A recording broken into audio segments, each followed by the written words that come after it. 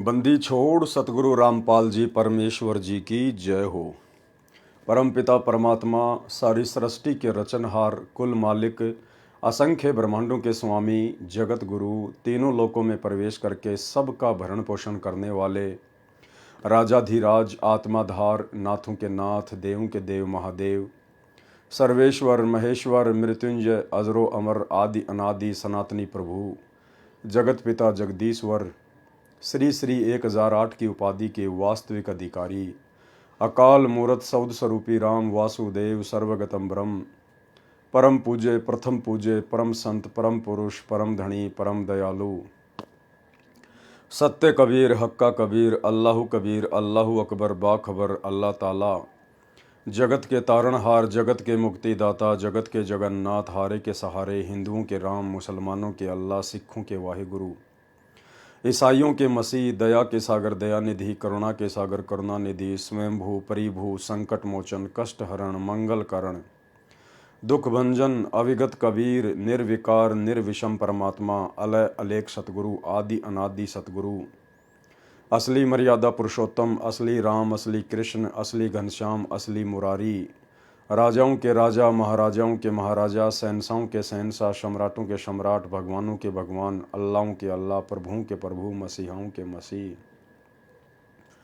सच्चे वाहिगुरु बाबाओं के बाबा पीरों के पीर सेठों के सेठ जगत सेठ सावड़ सा सेठ सर्वगुण संपन्न अनंत कोटि कलाओं के स्वामी अनंत कोटि ब्रह्मांडों के नायक योगियों में महायोगी ध्यानियों में महाध्यानी सिद्धों में परम सिद्ध ज्ञानियों में तत्वज्ञानी ब्रह्म ज्ञानी महाज्ञानी परम ज्ञानी सर्वश्रेष्ठ ज्ञानी विज्ञानी युवा कबीर समरथ कबीर असमवात अमित ओजा सच्चे रहनुमा करीम अल्लाह सुबहान अल्लाह दुनिया के अंतिम पैगंबर 8 सितंबर 1951 से गांव धनाना जिला सोनीपत हरियाणा भारतवर्ष की पावन भूमि पे प्रकट रियल कल्कि भगवान श्री नारायण साकार हरि श्री बाबा साहेब स्वयंभू संत शिरोमणि सतगुरु रामपाल जी परमेश्वर जी के चरण कमल में साध संगति से जुड़े हुए देश विदेश से हम सभी सत्सेवक भाई बहनों का अनंत कोटि दंडवत प्रणाम।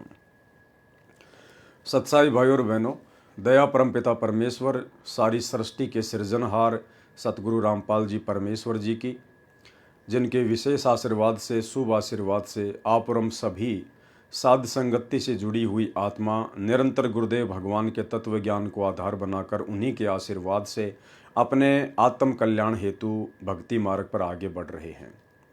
भाई और बहनों, इस कलयुग की बिचली पीढ़ी में सतगुरु रामपाल जी भगवान की वीआईपी रजा के बिना साध संगतियाँ नसीब नहीं होती हैं। साध संगतियों के लिए हमें वर्तमान में गुरुदेव का भरपूर आशीर्वाद चाहिए और पिछले जन्म जन्मांतरों के जबरदस्त भक्ति संस्कार चाहिए, पुण्य कर्म चाहिए। तब कहीं जाकर परमेश्वर आत्माओं को साध संगति से जोड़ते हैं, क्योंकि साध संगति ही कलयुग की बिचली पीढ़ी में सतगुरु रामपाल जी परमेश्वर जी के भक्ति मार्ग का ट्रेनिंग सेंटर होता है।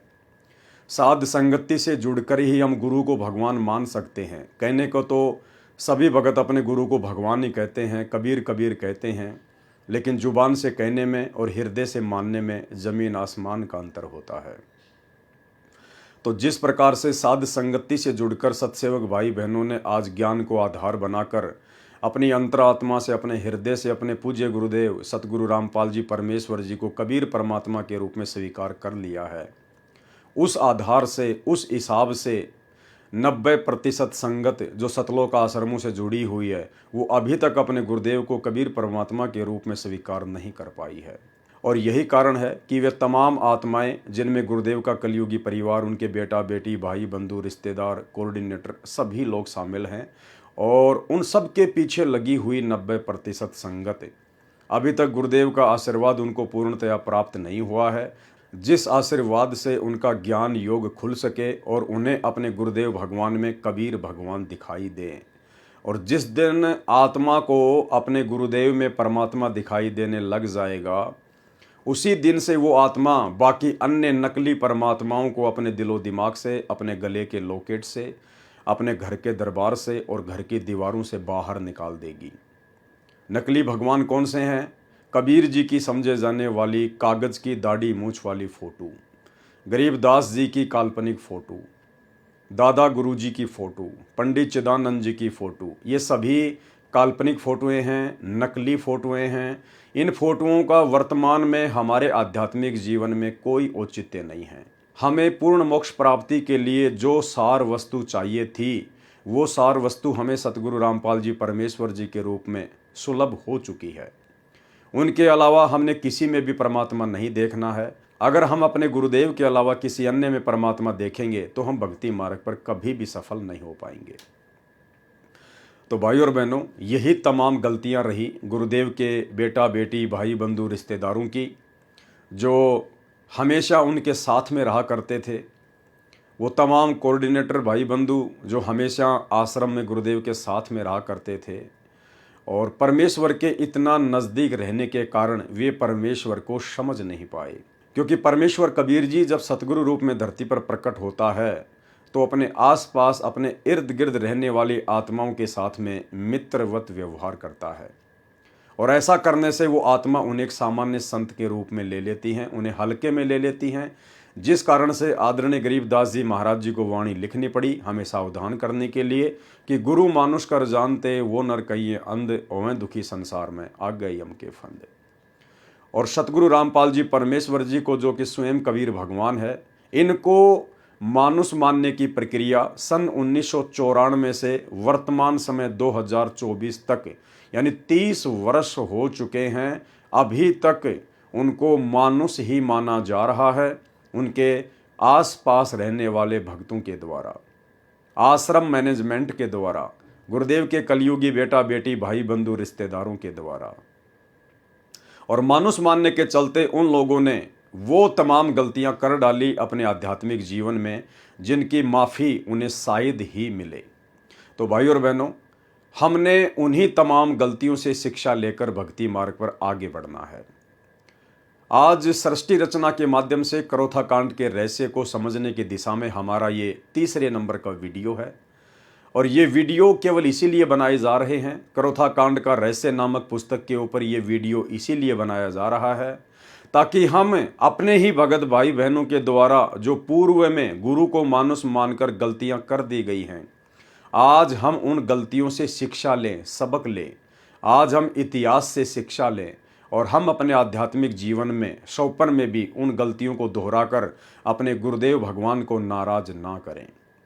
तो भाई और बहनों, साध संगति से परमेश्वर ने हम सभी को जोड़ा हुआ है, तो परमात्मा हमें उस कदर आध्यात्मिक मार्ग पर तैयार भी करेंगे जिस कदर तैयार होकर ही हम सतलोक के दर्शन कर सकते हैं। तो आज हमारा ये तीसरे नंबर का वीडियो है और इस वीडियो में करोथा कांड का रहस्य नामक पुस्तक के ऊपर हम बातें कर रहे हैं। तो आगे करोथा कांड का रहस्य पुस्तक के लेखक भगत विजय दास जी ने क्या लिखा है। हम एक परमपिता परमात्मा के बच्चे हैं।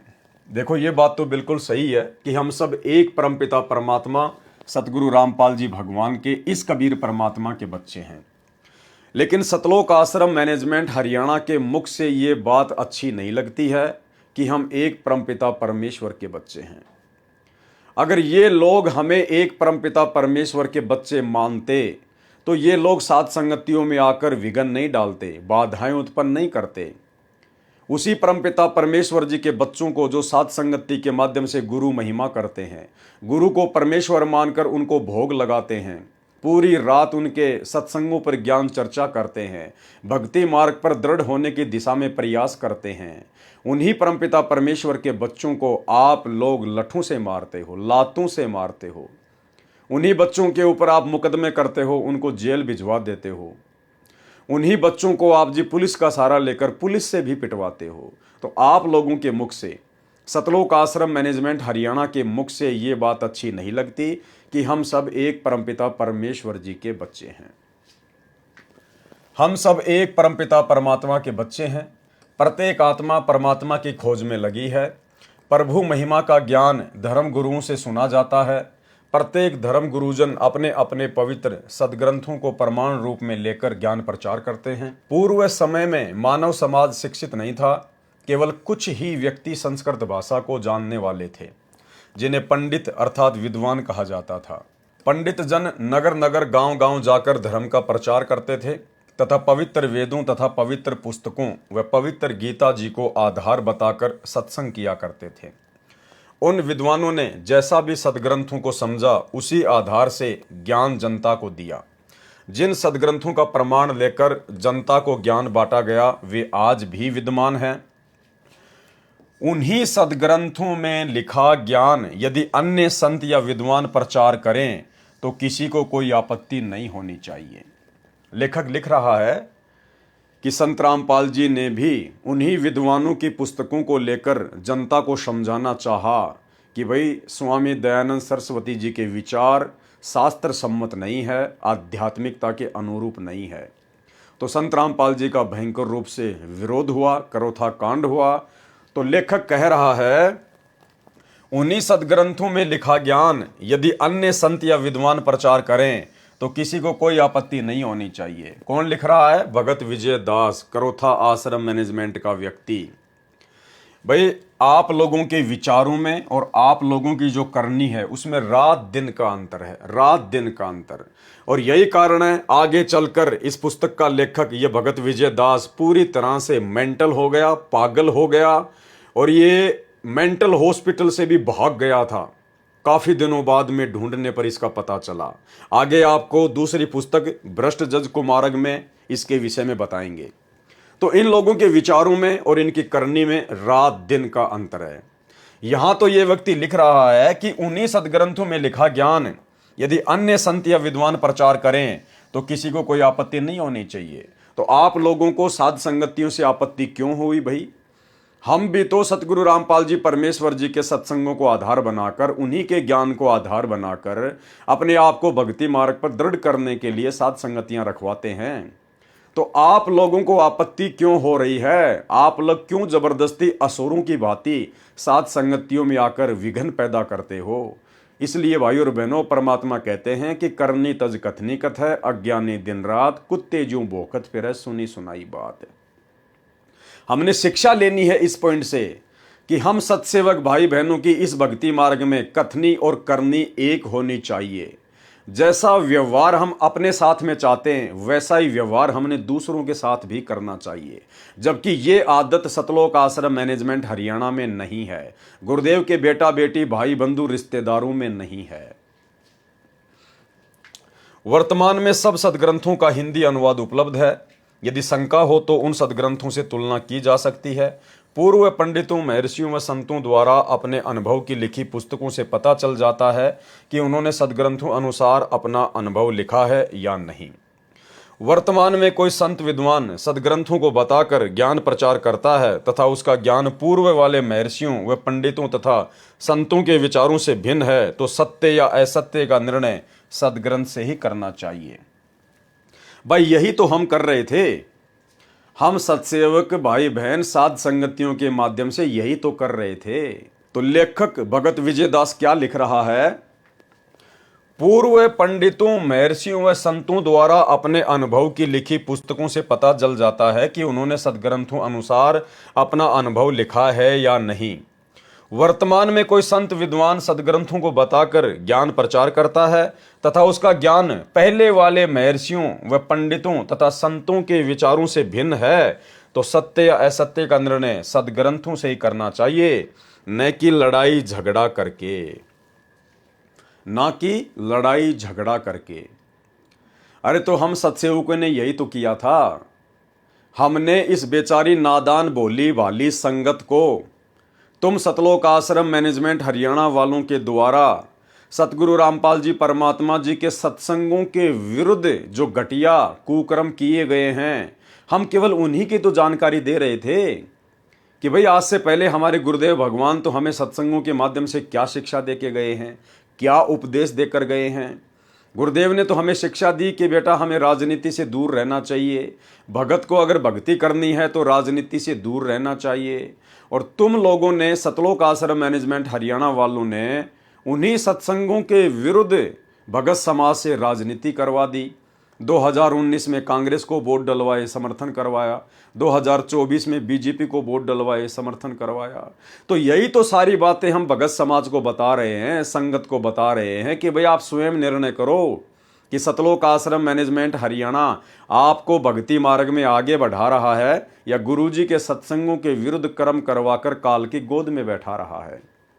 आप लोगों ने धनाना में स्टेडियम बना दिया 50 लाख रुपए का, जो परमात्मा के विधान के विपरीत है।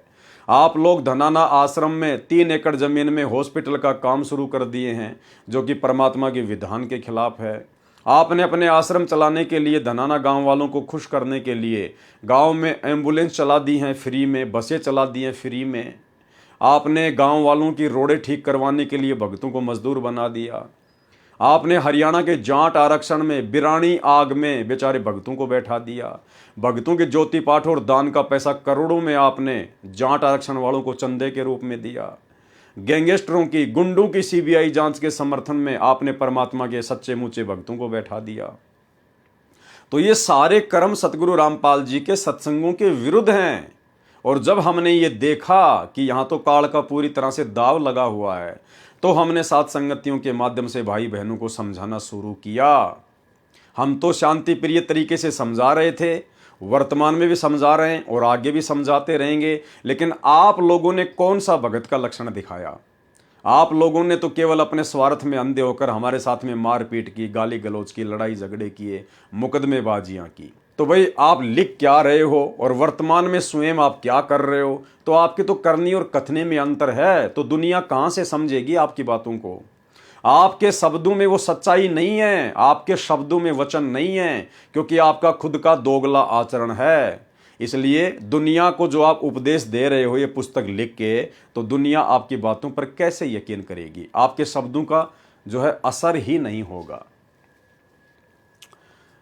वर्तमान में कोई संत विद्वान सदग्रंथों को बताकर ज्ञान प्रचार करता है तथा उसका ज्ञान पूर्व वाले महर्षियों व पंडितों तथा संतों के विचारों से भिन्न है, तो सत्य या असत्य का निर्णय सदग्रंथों से ही करना चाहिए, न कि लड़ाई झगड़ा करके। लड़ाई झगड़ा आदि उपद्रव वे लोग करते हैं या करवाते हैं।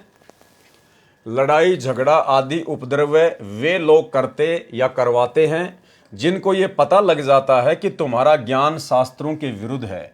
जिस प्रकार सतलोक आश्रम मैनेजमेंट हरियाणा को साध संगति के वीडियो देखकर ये पता चल चुका है कि तुमने जो जो काल प्रेरणा से संत रामपाल जी के सत्संगों के विरुद्ध कुकर्म किए हैं और भगत समाज से करवाए हैं, जो कि एविडेंस बन चुके हैं, वो प्रमाण बन चुके हैं, वे सारे के सारे सतगुरु रामपाल जी के सत्संगों के विरुद्ध हैं। लड़ाई झगड़ा आदि उपद्रव वे लोग करते या करवाते हैं जिनको ये पता चल जाता है कि तुम्हारा ज्ञान शास्त्रों के विरुद्ध है, संत रामपाल जी के सत्संगों के विरुद्ध। सतलोक आश्रम मैनेजमेंट हरियाणा के ये तमाम कुकर्म हैं।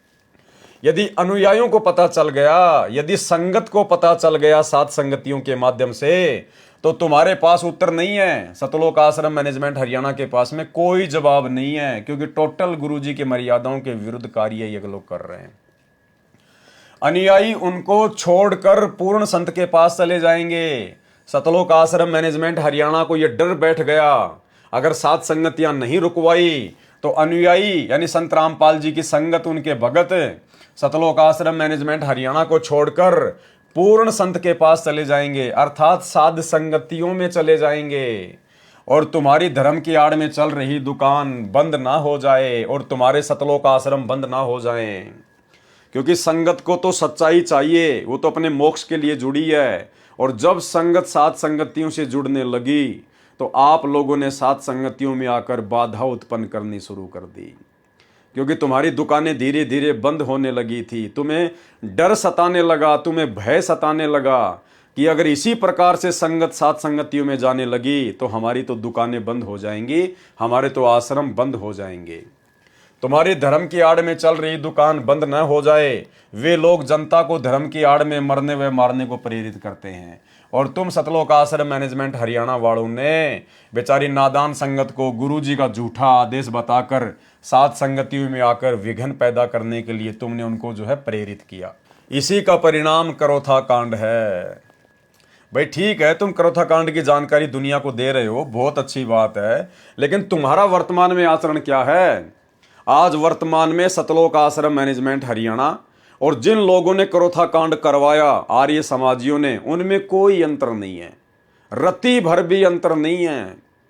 जबकि वर्तमान का सतलोक आश्रम मैनेजमेंट हरियाणा, गुरुजी के बेटा बेटी भाई बंधु रिश्तेदार ये कोऑर्डिनेटर इतने नीचे गिर चुके हैं कि आर्य समाज से भी इन्होंने संत रामपाल जी के मार्ग को ज्यादा नुकसान पहुंचाया है। और ये आर्य समाज के कारण तो संत रामपाल जी केवल 21 महीने ही रोहतक की जेल में रहे थे जब करोथा कांड हुआ था। लेकिन बरवाला कांड में तो आर्य समाजियों का कोई रोल नहीं है, किसी का कोई रोल नहीं है। बरवाला कांड तो टोटल सतगुरु रामपाल जी परमात्मा के कलयुगी परिवार की मनमानियों का नतीजा है, मुख्य सेवादारों की मनमानियों का नतीजा है, स्टेट कोऑर्डिनेटरों की अज्ञानता और नासमझी का नतीजा है। अरे तुम लोगों की महागलतियों के कारण तो संत रामपाल जी 10 साल से जेल में बैठने को मजबूर हैं। आर्य समाजियों के कारण तो केवल 21 महीने जेल में रहे थे और तुम लोगों की मनमानियों के कारण आज 10 साल से जेल में बैठे हुए हैं। तो तुम लोग तो आर्य समाजियों से भी कहीं ज्यादा दोषी हो संत रामपाल जी की नजरों में। इसी का परिणाम करोथा कांड है। भाइयों और बहनों, करोथा कांड हो चुका है, उसका फैसला भी आ चुका है, सब कुछ हो चुका है। हमने इन चीजों से कोई लेना देना नहीं है। जो मोटी मोटी चीजें थी परमात्मा ने हमें सत्संगों में बता दी। हमारा मकसद ये वीडियो बनाने का कोई करोथा कांड की राम कहानी को पढ़ने का नहीं है। हमारा मकसद है करोथा कांड के माध्यम से शिक्षा लेने का कि किस प्रकार से सतगुरु के पास में रहने वाले भक्तों ने करोथा कांड करवाने के लिए उन विशेष परिस्थितियों को जन्म दिया, किस प्रकार से गुरुदेव के साथ में रहने वाले विशेष भक्तों ने, उनके परिवार के लोगों ने सतगुरु को मानुष मानकर काल प्रेरणा से गलतियां की। हमने वो गलतियां दोहराने से बचना है। हम इसलिए वीडियो बना रहे हैं। बाकी हमें करोथा कांड की राम कहानी से कोई मतलब नहीं है। जितना मतलब था उतना पूज्य गुरुदेव ने हमें सत्संगों में बता दिया, जिसको हम समझ चुके हैं। इतना रक्तपात तो शायद विश्व युद्ध में नहीं हुआ होगा जितना स्वार्थी संतों, ऋषियों, गुरुओं, आचार्यों, काजी व मुल्लाओं ने धर्म की आड़ में करा दिया। संत रामपाल जी महाराज जी ने उन्हीं पवित्र सदग्रंथों को आधार मानकर अन्य संतों, पंथों व समाजों व महर्षियों के ज्ञान की तुलना की। संत रामपाल जी महाराज जी ने सर्वप्रथम कबीर परमेश्वर काशी में जुलाई की भूमिका करने आए थे, उनके ज्ञान की पवित्र सदग्रंथों की तुलना की, सर्व सदग्रंथों के अनुसार सत्य पाया। अन्य पंथों व आर्य समाज प्रवर्तक महर्षि दयानंद सरस्वती जी के ज्ञान की तुलना भी सदग्रंथों से व संत कबीर जी की वाणी से तुलना की तो महर्षि दयानंद जी का ज्ञान पूर्ण रूप से सदग्रंथों, वेदों व गीता आदि व संत कबीर जी की वाणी के विरुद्ध पाया। आर्य समाज प्रवर्तक श्री दयानंद सरस्वती जी ने अपने अनुभव से एक पुस्तक की रचना की जिसका नाम है सत्यार्थ प्रकाश। संत रामपाल जी महाराज ने सत्यार्थ प्रकाश को पढ़ा जिसमें कोरा अज्ञान भरा है। ठीक इसी प्रकार हम सत्सेवक भाई बहनों ने बरवाला कांड के बाद में एक पुस्तक लिखी थी, बरवाला कांड की सच्चाई, कलयुगी भाई की साजिश बरवाला कांड। हमने सतलोक आश्रम मैनेजमेंट हरियाणा के कुकर्मों को देखा, उनके द्वारा जो घटिया कर्म गुरुजी के ज्ञान के विरुद्ध किया जा रहा था। जब हमने वो देखा तो हमने वो पुस्तक लिखी थी, कलयुगी भाई की साजिश बरवाला कांड, जिसमें सतलोक आश्रम मैनेजमेंट हरियाणा का कोरा अज्ञान भरा था। सत्यार्थ प्रकाश को पढ़ा जिसमें कोरा अज्ञान भरा, जिसकी जानकारी समाचार पत्रों में, विज्ञापनों द्वारा तथा वीडियो सीडीज व ऑडियो सीडीज व कैसेट द्वारा जनता तक पहुंचाया। हमने वो कलयुगी भाई की साजिश बरवाला कांड नामक पुस्तक छपवाई और साध संगतियों के माध्यम से हमने संगत तक उस पुस्तक को पहुंचाने का कार्य शुरू किया, जिसके चलते पूरा का पूरा सतलोक आश्रम मैनेजमेंट हरियाणा बौखला गया। और इन लोगों ने सन 2016 में जयपुर में आकर मुझ पवन दास को घर में घुसकर और 8-10 गुंडों ने डंडों से, बेसबॉल से, हॉकी से जानवर की तरह मारा। वास्तविकता से परिचित होकर शिक्षित व्यक्तियों ने आर्य समाज के वर्तमान प्रधान व अन्य पदाधिकारियों से प्रश्न किए। ठीक इसी प्रकार कलयुगी भाई की साजिश बरवाला कांड नामक पुस्तक को पढ़कर संगत में जो परमात्मा प्रेमी आत्मा थी, जिनको भगवान चाहिए था, मोक्ष चाहिए था, उन आत्माओं ने उस पुस्तक को पढ़ा और साथ में जो प्रमाण दिए गए थे उनको देखा तो उन्होंने अपने अपने कोऑर्डिनेटरों से, नामदान संचालकों से और सतलोक आश्रम मैनेजमेंट हरियाणा वालों से, गुरुजी के बेटा बेटियों से सवाल जवाब करने शुरू कर दिए। वास्तविकता से परिचित होकर शिक्षित व्यक्तियों ने आर्य समाज के वर्तमान प्रधान व अन्य पदाधिकारियों से प्रश्न किए कि आप किस निंद्रा में सो रहे हो। यह सत्यार्थ प्रकाश क्या आपने कभी नहीं पढ़ा जिसमें कोरी बकवाद भरी है। सार्वदेशिक आर्य प्रतिनिधि सभा हरियाणा के प्रधान व महामंत्री व अन्य आचार्यों को वह तथ्य दिखाए जो संत रामपाल जी महाराज संचालक सतलोक आश्रम करोथा ने समाचार पत्रों में विज्ञापनों में समूलास व पृष्ठ संख्या अंकित की थी। इस सत्यार्थ प्रकाश के आधार से तो सभ्य समाज में आग लग जाएगी। जो कुक्रम सतगुरु के जेल जाने के बाद में उनके परिवार ने किए हैं, सतलोक आश्रम वालों ने किए हैं, अगर ये कुक्रम भक्ति मार्ग में जायज हैं तो भाई धरती पे फिर भक्ति का नामो निशान मिट जाएगा। कोई भी सतगुरु रामपाल जी परमात्मा की भक्ति पे यकीन नहीं करेगा, क्योंकि जो कुक्रम संगत से करवाए गए हैं उनके नाम की आड़ में, अरे उन्हीं कुक्रमों को छोड़कर तो हम लोग भक्ति मार्ग में आए हैं। और भक्ति मार्ग में भी यदि हमारे से गुरु जी का नाम लेकर वही कुक्रम करवाए जाएंगे, गंदी राजनीतियां, दुनिया वालों के साथ में यारी दोस्ती करना सिखाना, गुंडों की सीबीआई जांच करवाना, आरक्षण के लिए धरनों पर बैठाना, बड़े बड़े स्टेडियम बना देना, हॉस्पिटल का काम शुरू कर देना, अरे यही सारे कुकर्म तो हम सब छोड़ के आए थे। और यही सारे घटिया कर्म हमसे यदि नाम लेने के बाद में करवाए जा रहे हैं हमारे गुरुदेव भगवान के नाम की आड़ में, उन्हीं के परिवार के द्वारा, तो भक्ति कौन करेगा, कौन जुड़ेगा उनके मार्ग से? केवल वही जुड़ेगा जो अंधा होगा, जिसको कुछ पता नहीं होगा। दुनिया आपस में लड़ मरेगी, महाभारत के युद्ध से भी अधिक जनहानि हो जाएगी। क्या उपरोक्त विवाह व नियोग के नियमों का पालन आर्य समाज के व्यक्ति कर सकते हैं? यानी सत्यार्थ प्रकाश में कुछ बहुत सारी बेहुदा बातें लिखी हुई थी, उनके ऊपर दास पहले वीडियो बना चुका है, जिसमें नियोग के विषय में, यानी आर्य समाज से जुड़ी हुई एक औरत 11 गैर पुरुषों के साथ में शारीरिक संबंध बनाकर बच्चे पैदा कर सकती है विधवा होने के बाद, या उसका पति यदि विदेश चला जाए और 3 साल तक नहीं आता है तो वो समाज के गैर पुरुषों के साथ में नियोग करके अवैध शारीरिक संबंध बना के 11 पुरुषों तक वो बच्चे पैदा कर सकती है। ऐसी ऐसी घटिया बातें सत्यार्थ प्रकाश में लिखी हुई थी, जिनका खंडन सतगुरु रामपाल जी परमेश्वर जी ने समाचार पत्रों में लेख छपवा कर किया, जिस कारण उनका विरोध हुआ। नहीं तो किस लिए बेहुदे ज्ञान युक्त पुस्तकों को बेचकर भोली जनता को ठगा जा रहा है? कहते हैं कि सत्यार्थ प्रकाश वेद ज्ञान आधार से रचा है। ठीक इसी प्रकार सतलोक आश्रम मैनेजमेंट हरियाणा से जब कोई बात करता है कि भाई गुरुजी का तो आदेश है नहीं, गुरुजी ने तो किसी सत्संग में कहा नहीं कि बच्चों तुम्हारे को राजनेताओं के पीछे दौड़ना है, तुम्हारे को राजनेताओं की रैलियों में जाना है, या तुमने इस प्रकार से पार्टी विशेष को देखकर वोट डालना है, गुरुजी का तो आदेश है नहीं। गुरुजी ने तो मना किया है कि भाई अगर भक्ति करनी है तो राजनीति से दूर रहना पड़ेगा, कोई राजा बनो ना बनो, उनके संस्कार उनके कर्म, हम क्यों उनके पीछे दौड़े। और गुरुदेव ने कहा कि कोई पार्टी विशेष देखकर आपने वोट नहीं डालना है, और किसी के कहने से भावुकता में भावुक होकर वोट नहीं डालना है। वोट देना है तो योग्य कैंडिडेट देखकर वोट दीजिए। अब योग्य उम्मीदवार तो वर्तमान में है ही नहीं भाई, कोई किसी को कह ही नहीं सकते हम। योग्य उम्मीदवार वर्तमान में राजनीति में कोई है नहीं जिसके ऊपर हम विश्वास कर सकें।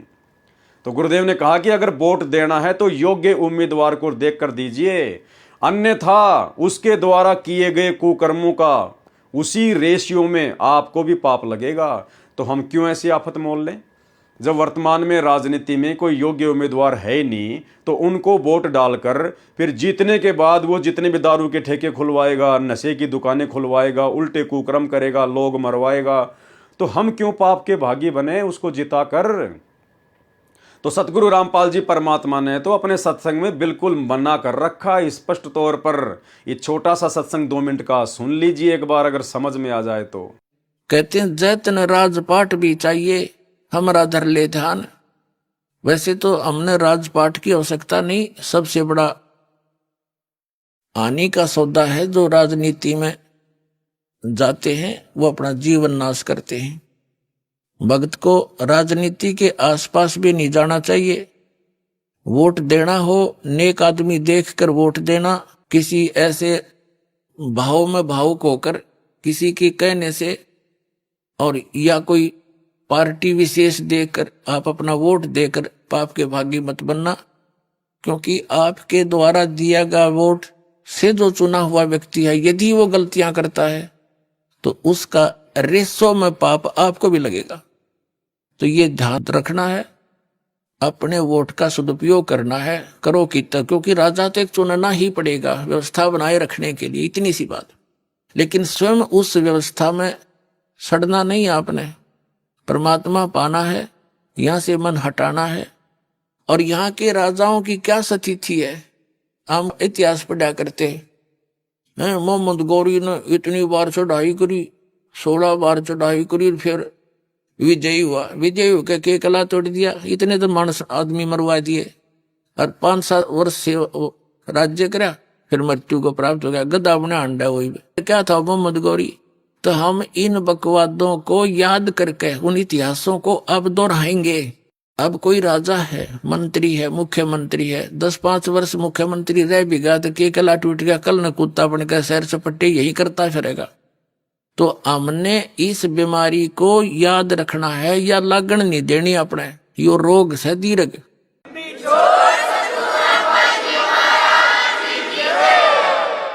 अब जैसे क्या याद दिलाते परमात्मा, सर्व सोने की लंका थी वो रावण से रणधीरम, एक पलक में राज विराजी जम के पड़े जंजीरम, मन तू सुख के सागर बसरे भाई और न ऐसा यसरे। जैसे कोई अच्छा राजनेता हुआ है और उसकी मृत्यु के उपरांत उसकी यादगार में उसका स्टेच्यू बना दिया, मूर्ति कोई पत्थर पीतल की, 1 वर्ष में उसका सत्कार करने जाते हैं, राजनेता माला डाल देते हैं, दीप जला देते हैं, उसकी आरती उतार देते हैं, और शेष समय में मनमाना वही राजनेता और कौवा बड़का अपने स्टेच्यू पे ऊपर बैठ कर बीट करता हो सिर पे। बता के जस हुआ क्या, ये हुई है। इस झूठे लोक में यदि आपने सफलता पानी है, यहाँ की मर्यादाओं की तरफ झांकना नहीं है, वही हमें हानि करती है। हम यहाँ के ठाठ बाट देखकर हम भी बह जाते हैं। तो परमात्मा कहते झूठे सुख को सुख कहे ये मान रहा मनमोद, ये सकल चबीना काल का कुछ मुख में कुछ गोद। तो ये सब काल का आहार है, काल व्यवस्था है। काल व्यवस्था से ऊपर उठेंगे तभी हम परमात्मा पाएंगे।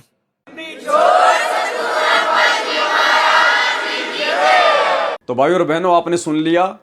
अब इसलिए हमने जनता को सावधान करना शुरू किया, संगत को समझाना शुरू किया कि गुरुजी तो राजनीति के विषय में हमें क्या उपदेश दे रहे हैं, और गुरुजी का परिवार और उसी गुरु के नाम की आड़ में कि गुरुजी का हिसार जेल से आदेश है। 2019 में उनके बेटा बेटी भाई बंधु रिश्तेदारों ने, कोऑर्डिनेटरों ने कांग्रेस सरकार का जबरदस्त तरीके से समर्थन करवाया, भगतों से कांग्रेस सरकार को वोट डलवाए, भगतों को कह कह के उनके रिश्तेदारों से भी वोट डलवाए, और यहां तक उन्होंने पीले पर्चे निकाल दिए आश्रम मैनेजमेंट वालों ने। अगर कोई वोट नहीं डालेगा तो उसको गुरुद्रोही घोषित कर दिया जाएगा। गुरुजी ने कहा कि कोई पार्टी विशेष देख के वोट मत देना। इन्होंने सरेआम उसी गुरु का नाम लेके बीजेपी सरकार के नाम पे पीले पर्चे निकाल के वोट डलवा दिए। तो भाई और बहनों, टोटल गुरुजी के विधान के विपरीत इन्होंने कुकर्म करवाए, जिनका हम सत्सेवकों ने पुस्तकें लिख लिख कर और वीडियो बना बनाकर साध संगति के माध्यम से खंडन किया। और ये लोग कहते थे कि ये सारे आदेश गुरुजी के हैं, ये सारे आदेश गुरुजी के हैं, ये सारे आदेश गुरुजी के आ रहे हैं। अरे गुरुजी के आदेश कहां से आ जाएंगे भाई? गुरुदेव ने हमें जो आदेश देना था हमें अपने सत्संगों में दे दिए। जब तक गुरुजी हमारे सामने प्रत्यक्ष प्रकट नहीं होंगे तब तक हम उनके सत्संग रूपी आदेश ही फॉलो करेंगे। यही परीक्षा है और यही एक नेक भगत के लक्षण हैं। वो किसी अन्य की बात पे विश्वास नहीं करेगा। जब उसके गुरु ने उसको फाइनल भक्ति का विधान दे दिया, सत्संग दे दिए, क्योंकि गुरुदेव के सत्संग भक्ति का फाइनल विधान है, संविधान है। जब कल को गुरुदेव भगवान भी पृथ्वी पर नहीं रहेंगे तो भी उनके सत्संग रहेंगे। तो सत्संगों में जो गुरुदेव ने कह दिया वो अटल है, वो फाइनल है। जिस कारण से हमने इन लोगों की मनमानियों को संगत के सामने उजागर करना शुरू किया, तो सतलोक आश्रम मैनेजमेंट हरियाणा को लगा कि हमारा धार्मिक धंधा बंद हो जाएगा, संगत आश्रमों में आना छोड़कर साथ संगतियों से जुड़ जाएगी। तो इन लोगों ने फिर काल प्रेरणा से असुर स्वभाव धारण कर लिया, राक्षस स्वभाव धारण कर लिया और हमारे धार्मिक अनुष्ठानों में, साध संगतियों में विघ्न डालना शुरू कर दिया। कहते हैं कि सत्यार्थ प्रकाश का ज्ञान वेद आधार से रचा है, परंतु पूरा विवरण वेद ज्ञान विरुद्ध है। इसी प्रकार सतलोक आश्रम मैनेजमेंट हरियाणा के सारे कर्म सतगुरु रामपाल जी के विधान के विपरीत हैं, सत्संगों के विपरीत है। प्रिय पाठकगण, आगे पढ़े इसी पुस्तक में आश्चर्यजनक त्रुटियां जो सत्यार्थ प्रकाश में विद्यमान है। ऐसी सच्चाई का आर्य समाज के मुखियाओं के पास उत्तर नहीं था। आज जब हम आश्रम वालों से सवाल जवाब करते हैं तो इनके पास में कोई जवाब नहीं होता, सिवाय इस बात के, कोई भी व्यक्ति अगर इनसे सवाल करता है ज्ञान आधार से तो ये लोग झट से एक ही जवाब देते हैं कि लगता है तुम पवन दास के संपर्क में आ गए, लगता है तू गुरुद्रोहियों के संपर्क में है, क्योंकि जवाब इनके पास में नहीं है, आश्रम वालों के पास में जवाब नहीं है। इसलिए सीधा ये कह देते हैं कि लगता है तुम गुरुद्रोहियों के संपर्क में आ गए। नाच न जाने आंगन टेढ़ा, जिसको नाचना नहीं आता वो फिर यही बहाना बनाता है कि भई आंगन टेढ़ा मेढ़ा है, कहीं मेरे पैर में चोट ना लग जाए। ऐसी सच्चाई का आर्य समाज के मुखियाओं के पास उत्तर नहीं था। उन्होंने अपने अनुयायियों को संत रामपाल जी के विरुद्ध अन्य आरोप लगाकर भड़काया।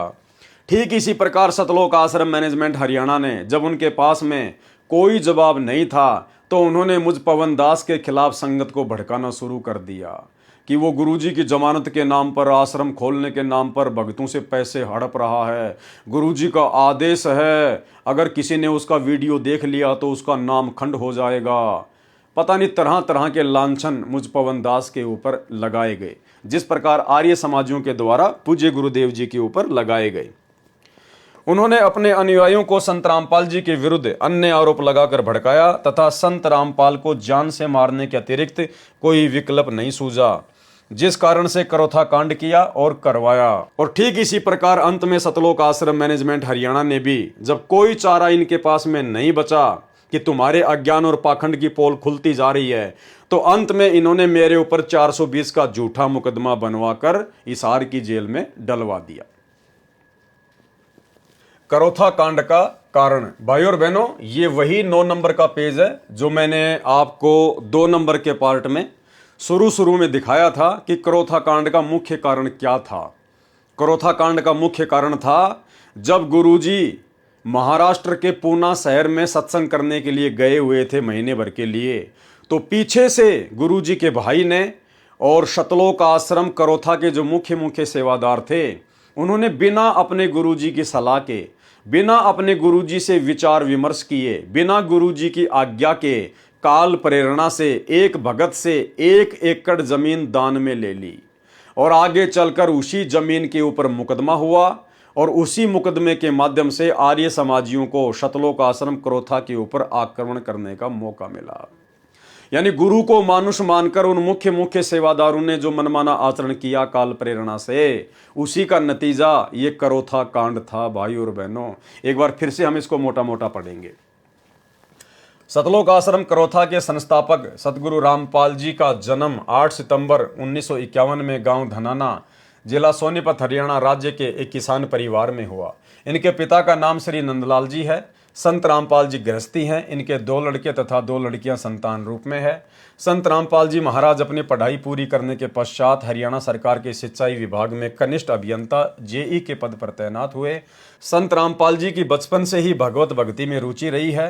1988 में संत रामपाल जी अपने कबीरपंथी गुरु स्वामी रामदेवानंद जी के संपर्क में आए और उनसे नाम उपदेश लिया। स्वामी रामदेवानंद जी ने संत रामपाल जी को कबीर साहिब के मार्ग का पूर्ण ज्ञान करवाकर उनको आगे नाम उपदेश देने का आदेश दिया, जबकि ऐसा कुछ भी नहीं है। भाई और बहनों, स्वामी रामदेवानंद जी के पास में वो भक्ति मार्ग का पूर्ण ज्ञान नहीं था जो ज्ञान सतगुरु रामपाल जी परमात्मा के पास में हो सकता है, क्योंकि सतगुरु रामपाल जी स्वयं कबीर परमात्मा है। उनसे बढ़कर सृष्टि में किसी को भी पूर्ण ज्ञान नहीं है, कोई भी परम ज्ञानी नहीं है, पूर्ण संत नहीं है। ये तो केवल संत रामपाल जी ने एक लीला की, 12वें पंथ में प्रवेश करके अपने विधान अनुसार कि 12वें पंथ हम ही जावें और सब पंथों को मिलाकर एक पंथ चलावें। तो 17 फरवरी 1988 को सतगुरु रामपाल जी परमेश्वर जी ने ठीक उसी प्रकार लीला की जैसी लीला उन्होंने 650 साल पहले बनारस के काशी में पंडित रामानंद जी को अपना मुंह बोला गुरु बना के की। तो 17 फरवरी 1988 को सतगुरु रामपाल जी परमात्मा ने अर्थात उसी कबीर भगवान ने आदरणीय राम देवानंद जी को लोक दिखावे में और गुरु शिष्य परंपरा को बनाए रखने के लिए अपना मुंह बोला गुरु बनाया। असल में स्वामी राम देवानंद जी पूर्ण संत नहीं थे, उनको कबीर परमेश्वर जी के मार्ग का पूर्ण ज्ञान नहीं था। सतगुरु रामपाल जी स्वयं कबीर परमात्मा हैं। इनको 8 सितंबर 1951 में धरती पर प्रकट होकर फिर सन 1994 से अपने यथार्थ 13वें कबीर पंथ की शुरुआत करनी थी। उसके लिए इन्होंने 12वें पंथ में प्रवेश करना था और 12वें पंथ में इन्होंने लीला अनुसार अपने विधान अनुसार 17 फरवरी 1988 को आदरणीय राम देवानंद जी को अपना मुंह बोला गुरु बनाकर 12वें पंथ में इन्होंने प्रवेश किया और फिर आगे चलकर इन्होंने 13वें पंथ का सन 1994 में संचालन किया, शुरुआत की।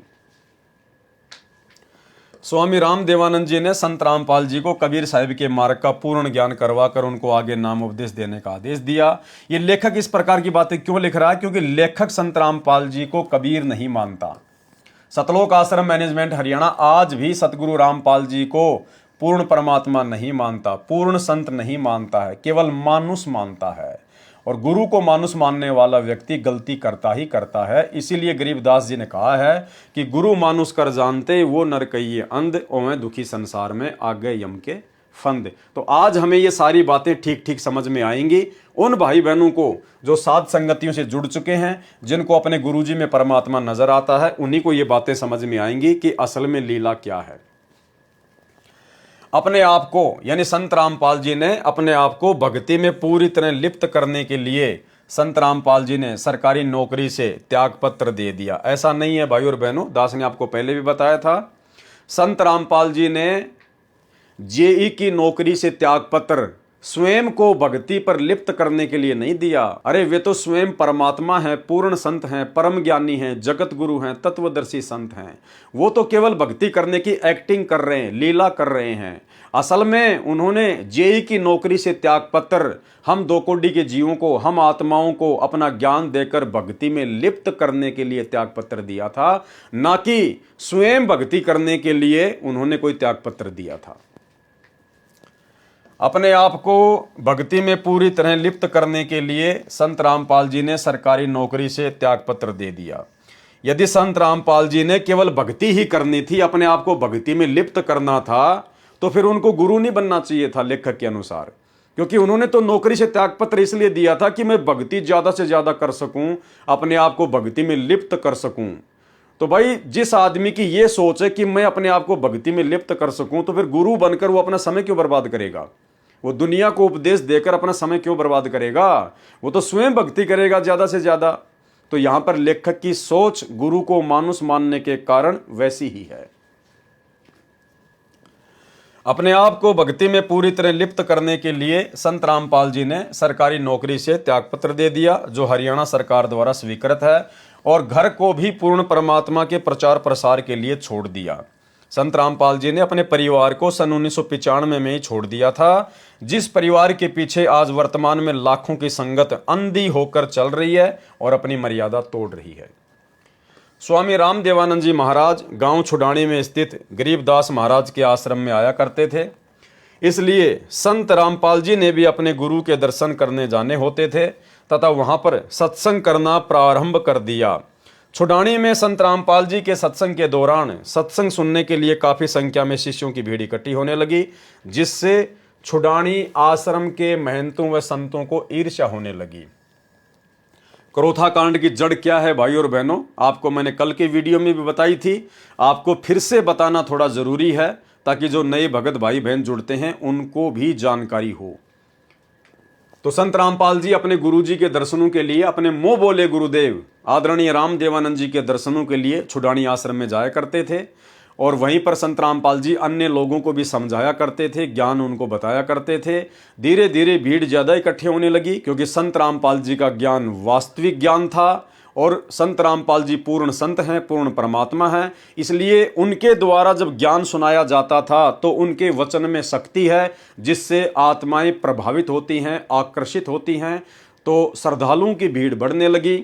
जिसके चलते छुडानी आश्रम के महंतों को चिंता होने लगी और वे संत रामपाल जी से राग द्वेष ईर्ष्या करने लगे। संत रामपाल जी की लोकप्रियता से नाराज होकर छुडानी आश्रम के महंतों व संतों के आदेश से उनके लोगों ने संत रामपाल जी महाराज के सत्संगों में विघ्न डालना प्रारंभ कर दिया और कई बार तो सत्संग के दौरान पत्थर भी फेंके गए। संत रामपाल जी ने यह सोचकर कि कोई तनावपूर्ण स्थिति पैदा ना हो जाए, छुडानी में सत्संग करना बंद कर दिया और गांव-गांव और घर-घर जाकर गरीबदास जी महाराज तथा परमेश्वर कबीर जी की अमृतवाणी का पाठ व सत्संग करना प्रारंभ कर दिया। नाम उपदेश, पाठ और सत्संग से लोगों को विभिन्न प्रकार के लाभ हुए। इस कारण हजारों की संख्या में लोग संत रामपाल जी के शिष्य बनने लगे। यानी छुडानी छोड़ने के बाद भी संत रामपाल जी ने अलग से कोई आश्रम खोलने की नहीं सोची। संत रामपाल जी ने अलग से आश्रम खोलकर सत्संग करने की कोई बात अपनी संगत में नहीं की, लेकिन मनमुखी भक्तों ने काल प्रेरणा से संत रामपाल जी को सलाह देना शुरू कर दिया कि गुरुजी एक आश्रम खोल लीजिए, गुरुजी आश्रम खोल लीजिए, गुरुजी आश्रम खोल लीजिए। अगर आश्रम खोलने की आवश्यकता होती तो क्या संत रामपाल जी कोई बालक हैं क्या? कोई सामान्य साधु संत महात्मा है क्या? क्या वे स्वयं नहीं खोल सकते थे? लेकिन परमात्मा अपना सिस्टम अपने हिसाब से चलाता है। परमात्मा अंतर्यामी है, उनको पता था कि यदि इस समय आश्रम खोल लिया गया तो क्या होगा क्या नहीं होगा, उनको सब कुछ दिखाई दे रहा था। लेकिन काल प्रेरित उनके भक्तों के द्वारा, मुख्य मुख्य सेवादारों के द्वारा बार बार संत रामपाल जी से प्रार्थना करना उनके ज्ञान के विरुद्ध होकर, ज्ञान के विरुद्ध इसलिए क्योंकि परमात्मा का विधान कहता है कि गुरु के सन्मुख वचन न कहिए, सो शिष्य रहनी गहनी सुख लइए। अर्थात भक्ति मार्ग में अपने गुरुदेव भगवान को सलाह नहीं देनी चाहिए। गुरुदेव अंतर्यामी होते हैं, सर्वशक्तिमान होते हैं, उन्हें सब पता होता है कि मुझे कब क्या करना है और कब क्या नहीं करना है। लेकिन गुरुदेव के साथ में रहने वाले उन मुख्य मुख्य सेवादारों ने गुरुदेव को पूर्ण संत नहीं माना, गुरुदेव को पूर्ण परमात्मा कबीर साहिब नहीं माना और गुरुदेव को शिक्षा देने लग गए अर्जुन सर्जुन की तरह। गुरुदेव को सलाह देने लग गए प्रार्थना स्वरूप कि गुरुजी आश्रम खोलना चाहिए, आश्रम खोलना चाहिए। अरे अगर आश्रम की जरूरत होती तो क्या संत रामपाल जी आप लोगों को आदेश नहीं दे देते? क्या संत रामपाल जी आप लोगों को नहीं बताते अगर आश्रम की आवश्यकता होती तो? लेकिन संत रामपाल जी अपने हिसाब से अपना कार्य करना चाहते थे, लेकिन बीच में काल प्रेरित जीवों ने टांग अड़ाना शुरू कर दिया और भाई और बहनों उसी का नतीजा आगे चलकर ये करोथा कांड हुआ। देखिए सन 1999 में शिष्यों ने यानी भक्तों ने सतगुरु संत रामपाल जी से प्रार्थना की कि वह एक अपना अलग से आश्रम बनाए। जो मुख्य मुख्य सेवादार थे गुरुदेव के साथ में, उनका भाई ये बसंत सैनी जैसे, ये पुरुषोत्तम सैनी जैसे, इन लोगों ने गुरुदेव को सलाह देनी शुरू कर दी कि गुरुजी एक अलग से आश्रम बनाया जाए, एक अलग से आश्रम खोला जाए।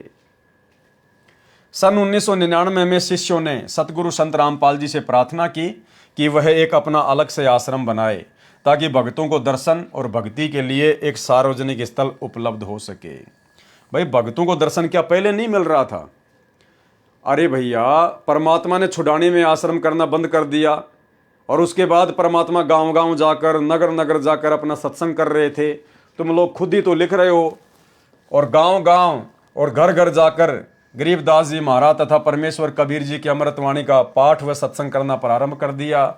तो क्या भक्तों को आशीर्वाद नहीं मिल रहा था?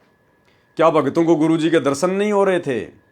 लेकिन काल प्रेरणा से इन्होंने गुरुदेव को सलाह देना शुरू कर दिया आश्रम खोलने के लिए। और फिर क्या किया उन लोगों ने?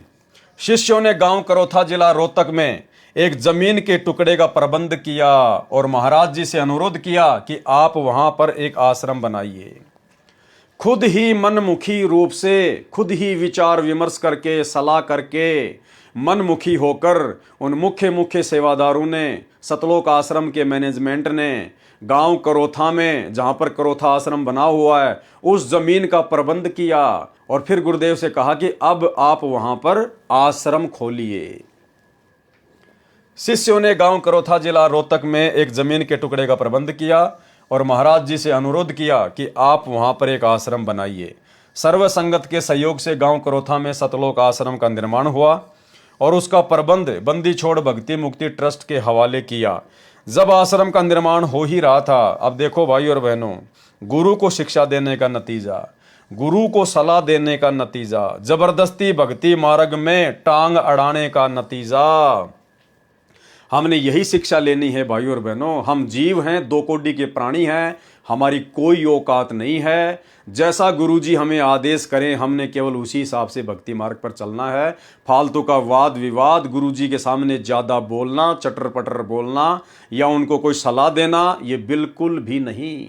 हमने केवल गुरुदेव के सामने जाना होता है सत्संग सुनने के लिए, और जैसा गुरुजी हमें आदेश दें वो सिरोधारिये और चुपचाप उल्टे पैर अपने घर चले आना है। इससे ज़्यादा यदि अपने आप में डेढ़ शाने बनोगे, जैसे करोथा आश्रम मैनेजमेंट के मुख्य भगत बने हुए थे, तो काम बिगड़ेगा ही बिगड़ेगा, बिगड़ेगा ही बिगड़ेगा। जबरदस्ती इन्होंने काल प्रेरणा से अपनी मनमानी करते हुए और ये सतलोक आश्रम करोथा का निर्माण करवाया, जबरदस्ती। भाई और बहनों, ये सृष्टि रचना का ज्ञान परमात्मा ने इसीलिए दिया है कि हम लोग अचिंत की तरह गलती ना करें। वो सृष्टि रचना कोई बच्चों का लेख नहीं है कोई। स्वयं कबीर साहिब, सतगुरु रामपाल जी, भगवान ने हमें वो ज्ञान सुनाया है, बताया है, पुस्तकों में सृष्टि रचना को लिखा है। शिक्षा के लिए, इतिहास हमेशा शिक्षा के लिए पढ़ाया जाता है। तो जैसे ही भक्तों ने मनमानी करके और आश्रम का कार्य पूरा किया, उसके बाद क्या हुआ? जब आश्रम का निर्माण हो ही रहा था तो छुडानी आश्रम के महंतों को ये अच्छा नहीं लगा और उन्होंने सतलोक आश्रम में गड़बड़ी करवाने के लिए असामाजिक तत्वों को भेजना शुरू कर दिया। ये है मनमानी करने का नतीजा। भाई, तुम्हारे को किसने कहा था कि आश्रम खोला जाए? तुम भक्तों को किसने कहा था कि आश्रम का प्रबंध करो? तुमने खुद अपनी मनमानी करते हुए आपस में विचार विमर्श करके गुरुजी को सलाह देना शुरू कर दिया। तुमने खुद ही जमीन का इंतजाम किया और तुम लोगों ने खुद ही आश्रम का निर्माण करवाया, और उसके बाद में काल प्रेरणा से काल ने अपने दूतों को उकसाना शुरू कर दिया और आश्रम में गड़बड़ी करवाना शुरू कर दिया।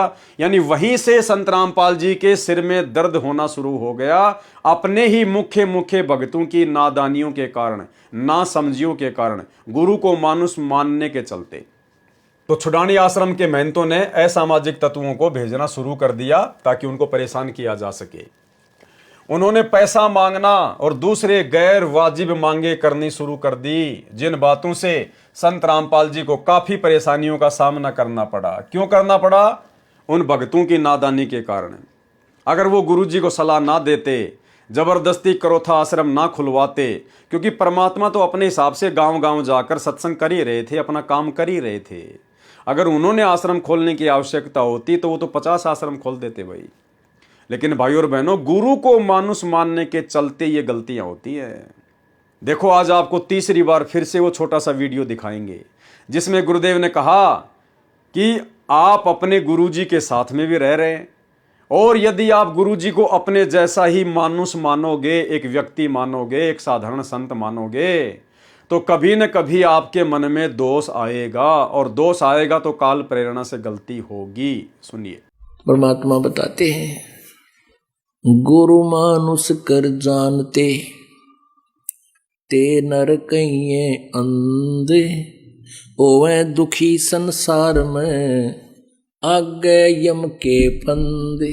गुरु को मानुष कर जानते तो ते नर कहिए अंधे, और फिर होवे दुखी संसार में, फिर काल के फंदे। पुणात्माओं, हमने गुरु जी को परमात्मा मानना पड़ेगा। परमात्मा मानने से हमारी यह प्रॉब्लम सोल्व होएगी, नहीं तो नहीं हो सकती। हम अपने ही जैसा गुरु को माने, एक मानुष रूप मान करके हम यदि उसके साथ रहेंगे तो कभी ना कभी दोष आपके मन में आवेगा। तो इसी प्रकार ये जितने भी लोग जो सतलोक आश्रम करोथा में रहा करते थे, गुरुदेव के ज़्यादा नज़दीक थे, इन लोगों ने कभी भी सतगुरु रामपाल जी को परमात्मा के रूप में नहीं लिया, आम संत के रूप में लिया, मानुष ही माना अपने जैसा। और अंत में गुरुदेव का तो विधान है कि गुरु जी के साथ में भी रहोगे तो भैया कभी न कभी काल गलती करवाएगा, यदि उनको मानुस मानोगे तो, और गलतियां काल ने करवा दी। जिन बातों से संत रामपाल जी को काफी परेशानियों का सामना करना पड़ा, यानी अपने भक्तों की नादानियों के कारण संत रामपाल जी को परेशानियों का सामना करना पड़ा। छुडानी आश्रम के महंतों ने डिगल गांव के 40-50 बदमाशों को पूर्णिमा सत्संग के दौरान बदनीयत से सतलोक आश्रम में भेजा। अरे अगर आश्रम खुलता ही नहीं, तुम अगर जबरदस्ती आश्रम के लिए परमात्मा को सलाह ना देते, तो कहां से डिगल गांव के 40-50 बदमाश पूर्णिमा के सत्संग में सतलोक आश्रम में आते? अरे ना होता बांस और ना बजती बांसुरी, लेकिन तुम लोगों ने जबरदस्ती अपनी मनमानी करके खुद तो परेशान हुए साथ में सतगुरुदेव भगवान के मिशन को भी तुमने नुकसान पहुंचाया। छुडानी आश्रम के महंतों ने डिगल गांव के 40-50 बदमाशों को पूर्णिमा सत्संग के दौरान बदनीयत से सतलोक आश्रम में भेजा। सन 2001 में बदमाशों ने कच्छे पहनकर और शरीर पर तेल लगाकर आश्रम पर आक्रमण किया। तो फिर तुम क्या कर रहे थे? तुम कौन से भगत थे? तुम्हारे मेरे उन बदमाशों में क्या अंतर था भाई? वो बेचारे अज्ञानता के कारण बदमाशी कर रहे थे, और तुम्हें ज्ञान होने के बावजूद भी तुमने जबरदस्ती गुरुजी के साथ में बदमाशी की। गुरुजी को सलाह देना भक्ति मार्ग में गुरुजी के साथ में मजाक करना है, बदमाशी करना है। तो उन गुंडों में और तुम्हारे में, सतलोक आश्रम करोथा मैनेजमेंट वालों में क्या अंतर था भाई? किसने इनको इनवाइट किया? तुम लोगों की महागलती ने। गुरुजी को सलाह देने के कारण आश्रम होता ही नहीं, तो वो लोग कच्छे पहनकर और शरीर पर तेल लगाकर क्यों आते आश्रम में बदनीयत से?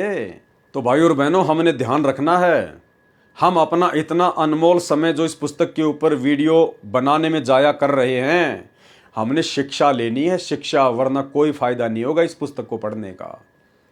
अगर भक्ति मार्ग पर सफल होना है, इसी मनुष्य जन्म में सतलोक प्राप्ति करनी है, गुरु को खुश करना है, गुरु की नज़रों में पाक साफ रहना है, गुरु के चरणों में जगह बनानी है, तो भाई हमने अपने ही गुरु भाई बहनों की तरह, जो कि गुरु जी के साथ में रहा करते थे, मुख्य सेवादार थे, हमने उनकी तरह गुरु को मानुष मानकर जरा सी भी गलती वर्तमान में नहीं कर देनी है। बदमाशों ने कच्छे पहनकर और शरीर पर तेल लगाकर आश्रम पर आक्रमण किया। सतलोक आश्रम के भक्तों ने 5-6 बदमाशों को पकड़ा और उनके खिलाफ थाना सदर रोहतक में केस दर्ज करवाया। पुलिस महकमे ने सुरक्षा का खतरा देखते हुए संत रामपाल जी और आश्रम की सुरक्षा के लिए 2 गनमैन तैनात किए। संत रामपाल जी ने उसके पश्चात कबीर साहिब के ज्ञान का प्रचार प्रसार जोर शोर के साथ करना प्रारंभ कर दिया, और उनके द्वारा विभिन्न पाखंडी पंथों और तथा कथित सामाजिक संगठनों की कमियों का भंडाफोड़ हुआ। इससे तथा कथित संतों और महंतों के द्वारा दिए गए ज्ञान के खोखलापन का भी लोगों को ज्ञान हुआ, तथा सतलोक आश्रम करोथा में पहुंचकर उपदेश ग्रहण करके शिष्य बनने लगे। कबीर परमेश्वर जी की वाणी तथा शास्त्रों में प्रमाणित तथ्यों से अन्य संतों के विचारों की तुलना संत रामपाल जी महाराज द्वारा की गई। उन तथा कथित संतों, महंतों व महर्षियों के विचार सदग्रंथों के विपरीत थे, जिन्हें प्रत्यक्ष देखकर शिक्षित भगत समाज उन नकली ज्ञान बताने वाले पंथों, संतों व महर्षियों के समूह से निकलकर संत रामपाल जी महाराज से उपदेश ग्रहण करने के लिए आने लगे। कुछ ही वर्षों में संत रामपाल जी महाराज के अनुयायियों में अद्वितीय वृद्धि हुई, जिसकी वजह से ये सभी तथा कथित संत, महंत, सामाजिक संगठन इत्यादि संत रामपाल जी की जान के दुश्मन बन गए। लेकिन इसके साथ साथ संत रामपाल जी के शिष्यों की संख्या दिन प्रतिदिन बढ़ती गई, और उनके तत्व ज्ञान को समझकर उनके शिष्यों की संख्या लाखों में पहुंच गई। संत रामपाल जी ने सन 2003 में आस्था तथा साधना चैनलों के माध्यम से सत्य ज्ञान देना शुरू किया और पाखंडी संत महात्माओं द्वारा दिए गए ज्ञान का पर्दाफाश किया। क्योंकि संत रामपाल जी के उपदेशों का मुख्य आधार कबीर वाणी, गरीबदास वाणी, दादू साहिब वाणी और गुरु नानक वाणी तथा वेद और श्रीमद् भगवत गीता और पुराण है, जिससे सभी प्रकार के पाखंडों और भ्रमित करने वाले ज्ञान की त्रुटियां उजागर होती हैं। संत रामपाल जी ने अपनी पुस्तक गहरी नज़र गीता में यथार्थ रूप से गीता ज्ञान का टीकाकरण किया। इसी प्रकार संत रामपाल जी ने परमेश्वर का सार संदेश नामक पुस्तक में कबीर वाणी और शास्त्रों के आधार पर सद्ज्ञान दिया। आस्था चैनल पर दिए गए उपदेश संत रामपाल जी ने परिभाषा प्रभु की के शीर्षक से एक पुस्तक भी समाज के सामने रखी। इस तत्व ज्ञान के उजागर करने से संत रामपाल जी के दुश्मन और बढ़ गए और उनको धमकियों भरे पत्र और टेलीफोन आने लगे, जिसके बारे में पुलिस को भी सूचना भेजी गई और उच्च न्यायालय व सर्वोच्च न्यायालय के जरिए भी सुरक्षा बढ़ाने की मांग की गई। ये होता है गुरु को मानुष मानना। जब संत रामपाल जी ने अपने सत्संगों में नकली साधु संत महात्माओं की कमियों को उजागर किया, उनके अज्ञान का पर्दाफाश करना शुरू किया, तो लेखक के अनुसार संत रामपाल जी के पास में धमकी भरे फोन कॉल्स आने लगे और लेटर आने लगे। उसके बाद में माननीय उच्च न्यायालय से यानी हाई कोर्ट से संत रामपाल जी को सुरक्षा देने के लिए गुहार लगाई गई। ये होता है गुरु को मानुष मानना। अरे सृष्टि की सर्वशक्तिमान शक्ति तुम्हारा गुरु अगर एक फूंक मार दे तो 21 ब्रह्मांड ना जाने कहां जाके उड़े, कहां जाके गिरे। जिनके आधे बाल के बराबर भी पूरी सृष्टि नहीं है, ऐसे परम संत को ना पहचान कर उनको अपने जैसा एक मानुष मानकर और उन सतलोक आश्रम करोथा के मुख्य सेवादारों ने हाई कोर्ट में अर्जी लगाई कि साहब संत रामपाल जी की जान को खतरा है, उन्हें कोई भी मार सकता है, हमारे को सुरक्षा मुहैया करवाई जाए। ये होता है भाई और बहनों गुरु को मानुष मानना। क्या वर्तमान में आप जी ये हरकत कर सकते हो? अरे ये सोचने से पहले हमारे प्राण निकल सकते हैं, लेकिन हम ये हरकत नहीं कर सकते। हमें इस परम शक्ति की पहचान हो गई है कि ये तो सर्व सृष्टि का तीनों लोकों में प्रवेश करके भरण पोषण करता है। ये तो सबका ध्यान रखने वाला परमात्मा है, सबको कर्म आधार से सुरक्षा मुहैया कराने वाला परमात्मा है। राष्ट्रपति और प्रधानमंत्री तक की सुरक्षा यही कबीर परमात्मा सतगुरु रामपाल जी उनके कर्म आधार से करते हैं। और ऐसी परम शक्ति के लिए उनको मानुष मानकर उनके साथ में रहने वाले उनके भगत उनकी जान को खतरा देखते हुए और हाई कोर्ट से सुरक्षा की मांग कर रहे हैं कि हमारे गुरु जी को कोई मार ना दे। भाई और बहनों, ये होता है गुरु को मानुष मानना। इसलिए आप और हमारे ऊपर एक बहुत बड़ी मेहर की है गुरुदेव ने कि परमात्मा ने हमें साध संगति से जोड़कर हमारी बुद्धि खोल दी। आज हमें इस परम सत्ता, इस परम शक्ति की पहचान हो पाई इन्हीं के आशीर्वाद से। आप और हमारा बहुत बड़ा सौभाग्य भाई और बहनों। अगर हम इन्हीं लोगों के पीछे लगे होते आज यदि हम 2014 बरवाला कांड के बाद अगर इसी सतलोक आश्रम मैनेजमेंट हरियाणा के पीछे लगे होते बाकी संगत की तरह, तो हमारी भी आज यही सोच होती अपने गुरु जी को लेके। आज हम भी अपने गुरु को मानुष ही मानते। जिस प्रकार वर्तमान में सतलोक आश्रमों से जुड़ी हुई 90% संगत और आश्रम मैनेजमेंट संत रामपाल जी को केवल पहले की तरह एक मानुष ही मानता है। और इस बात का भी जीता जागता प्रमाण, जीता जागता उदाहरण बरवाला कांड 2014 के समय जो भ्रष्ट जज कुमारक पर नामक पुस्तक लिखी गई थी भक्तों के द्वारा। जब हम उस पुस्तक को पढ़ेंगे तो भाई और बहनों आप जी माथे में थप्पी मारोगे कि हे परमात्मा, आपके परिवार के द्वारा, आपके बेटा बेटी भाई बंधु रिश्तेदारों के द्वारा, इन बड़े बड़े कोऑर्डिनेटरों के द्वारा आपकी 15-15, 20-20, 25-25 साल से जो संगति की गई है, इतने दिनों से, इतने वर्षों से ये लोग दिन रात आपके साथ में रहते थे और परमात्मा ये लोग आपको रत्ती भर भी नहीं समझ पाए, रत्ती भर भी। आज भी इन लोगों की सोच आप जी के प्रति एक मानुष वाली है। उस पुस्तक से भाई और बहनों बिल्कुल क्लियर हो जाएगा कि सतलोक आश्रम मैनेजमेंट हरियाणा संत रामपाल जी को केवल एक मानुष के अलावा कुछ नहीं मानता। जिसके बारे में पुलिस को भी सूचना भेजी गई और उच्च न्यायालय व सर्वोच्च न्यायालय के जरिए भी सुरक्षा बढ़ाने की मांग की गई। उच्च न्यायालय ने अदायगी के आधार पर अतिरिक्त पुलिस सुरक्षा देने के आदेश भी पारित किए। उच्च न्यायालय ने कहा कि भैया आपको खर्चा देना पड़ेगा, हम आपको 2-4 पुलिस वाले दे देंगे, लेकिन खर्चा आपको देना पड़ेगा। इसके अतिरिक्त अपने शास्त्र विरुद्ध ज्ञान का पर्दाफाश होने का खतरा भांपते हुए तथा कथित संतों और महंतों ने आस्था और साधना चैनलों पर संत रामपाल जी के प्रवचनों का प्रसारण बंद करवा दिया।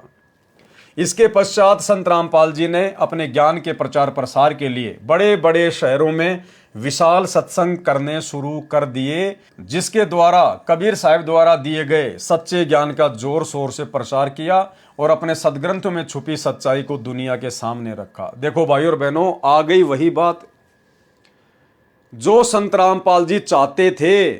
छुडानी आश्रम से हटने के बाद जो संत रामपाल जी अपने हिसाब से अपने स्तर पर जो ज्ञान प्रचार कर रहे थे, अंत में उनको वही शुरू करना पड़ा। लेकिन बीच में उन भक्तों ने टांग अड़ा दी आश्रम खुलवा कर। वो आश्रम खोलने के बाद भी संत रामपाल जी ने वही काम किया जो काम संत रामपाल जी अपने मिशन के तहत पहले कर रहे थे।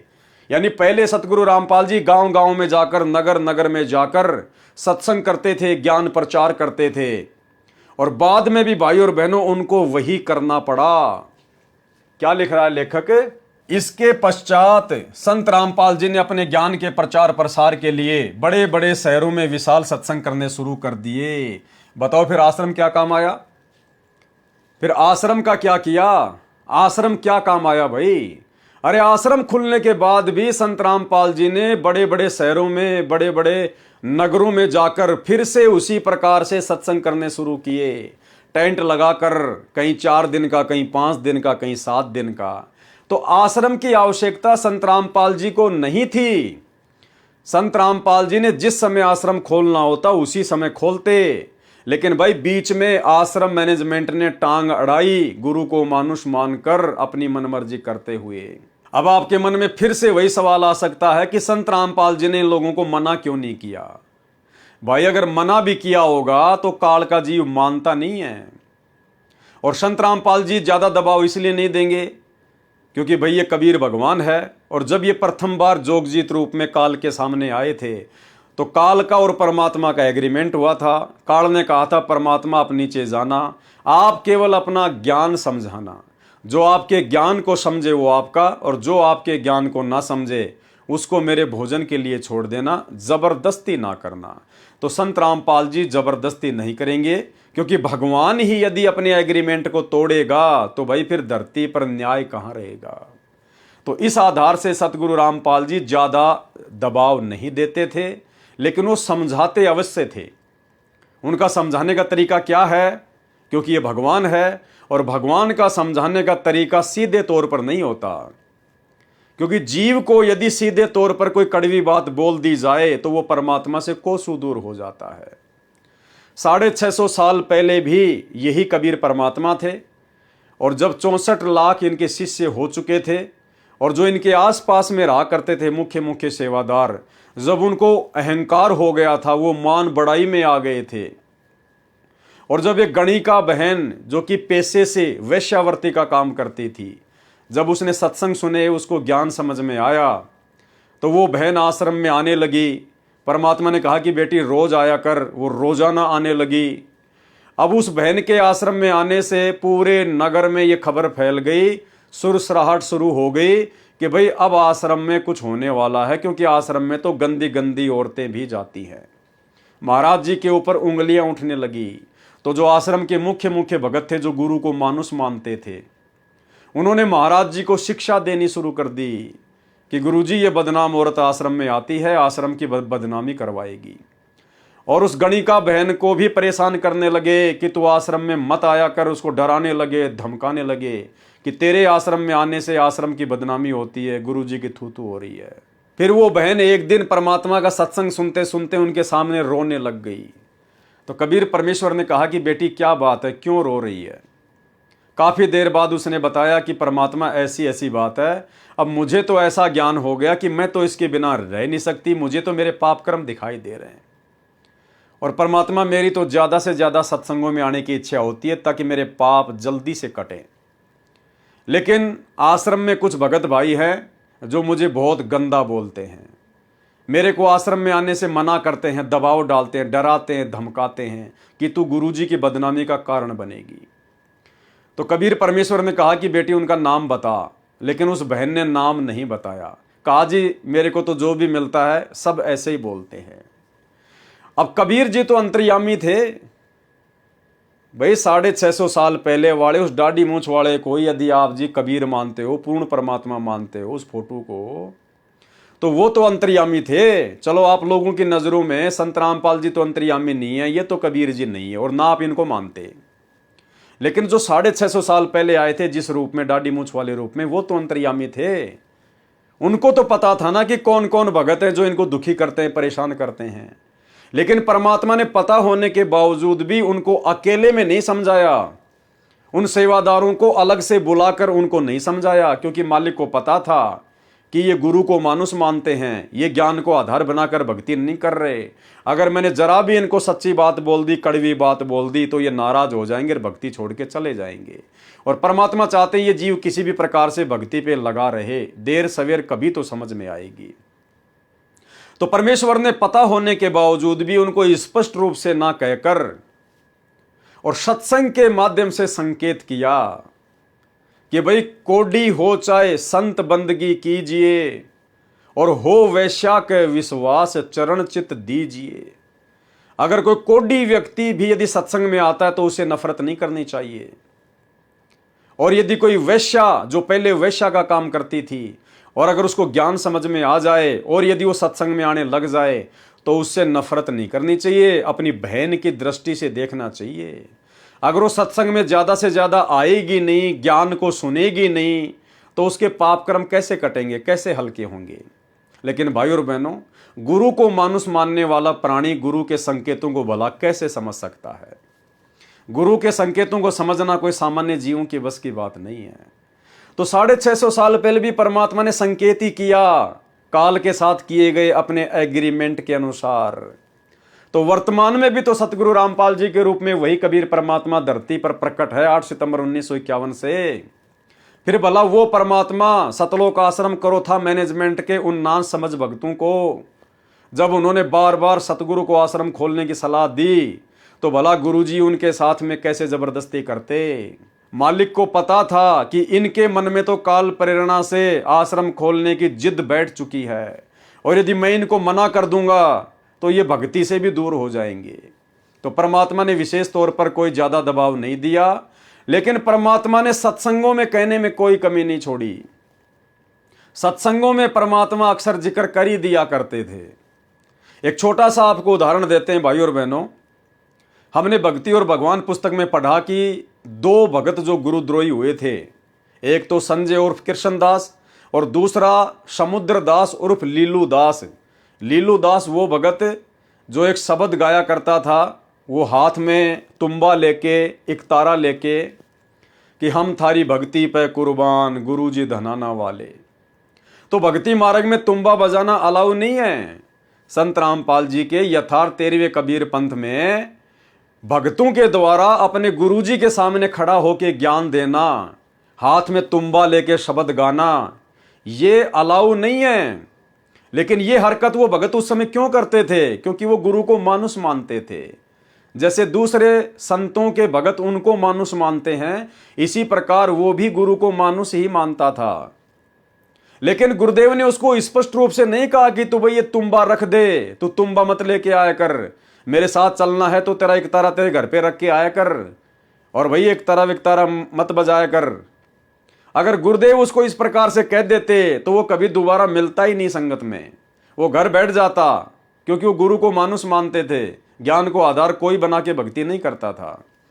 शुरुआत में केवल संत रामपाल जी ने अपने कोटे से सुख दिए, इसलिए लोग जुड़े हुए थे, ज्ञान को आधार बनाकर कोई नहीं जुड़ा हुआ था।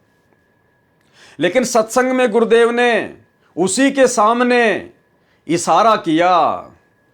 आपको एक छोटा सा सत्संग सुनाते हैं जिसमें वही लीलू दास उर्फ समुद्र दास, वो एक तारा बजाने वाला भगत, गुरुजी के ऊपर चवर कर रहा है, पंखा कर रहा है, गुरुजी सत्संग कर रहे हैं, और उसी के सामने गुरुदेव कह रहे हैं कि भाई ये भक्तों के द्वारा ये एक तारा विकतारा लेके, तुम्बा तांबा लेके शब्द सुबद गाना, ये शब्द गाना केवल जो है वैसे नहीं होता, शब्द तो दूसरों को समझाने के लिए गाया जाता है। यानी गुरुदेव भगवान ने एक भगत के द्वारा तुम्बा बजाना बिल्कुल मना कर दिया, संकेत कर दिया, और वो जो तुम्बा बजाता था वही गुरुजी के ऊपर चवर कर रहा था, लेकिन उसके दिमाग में बात घुसी नहीं।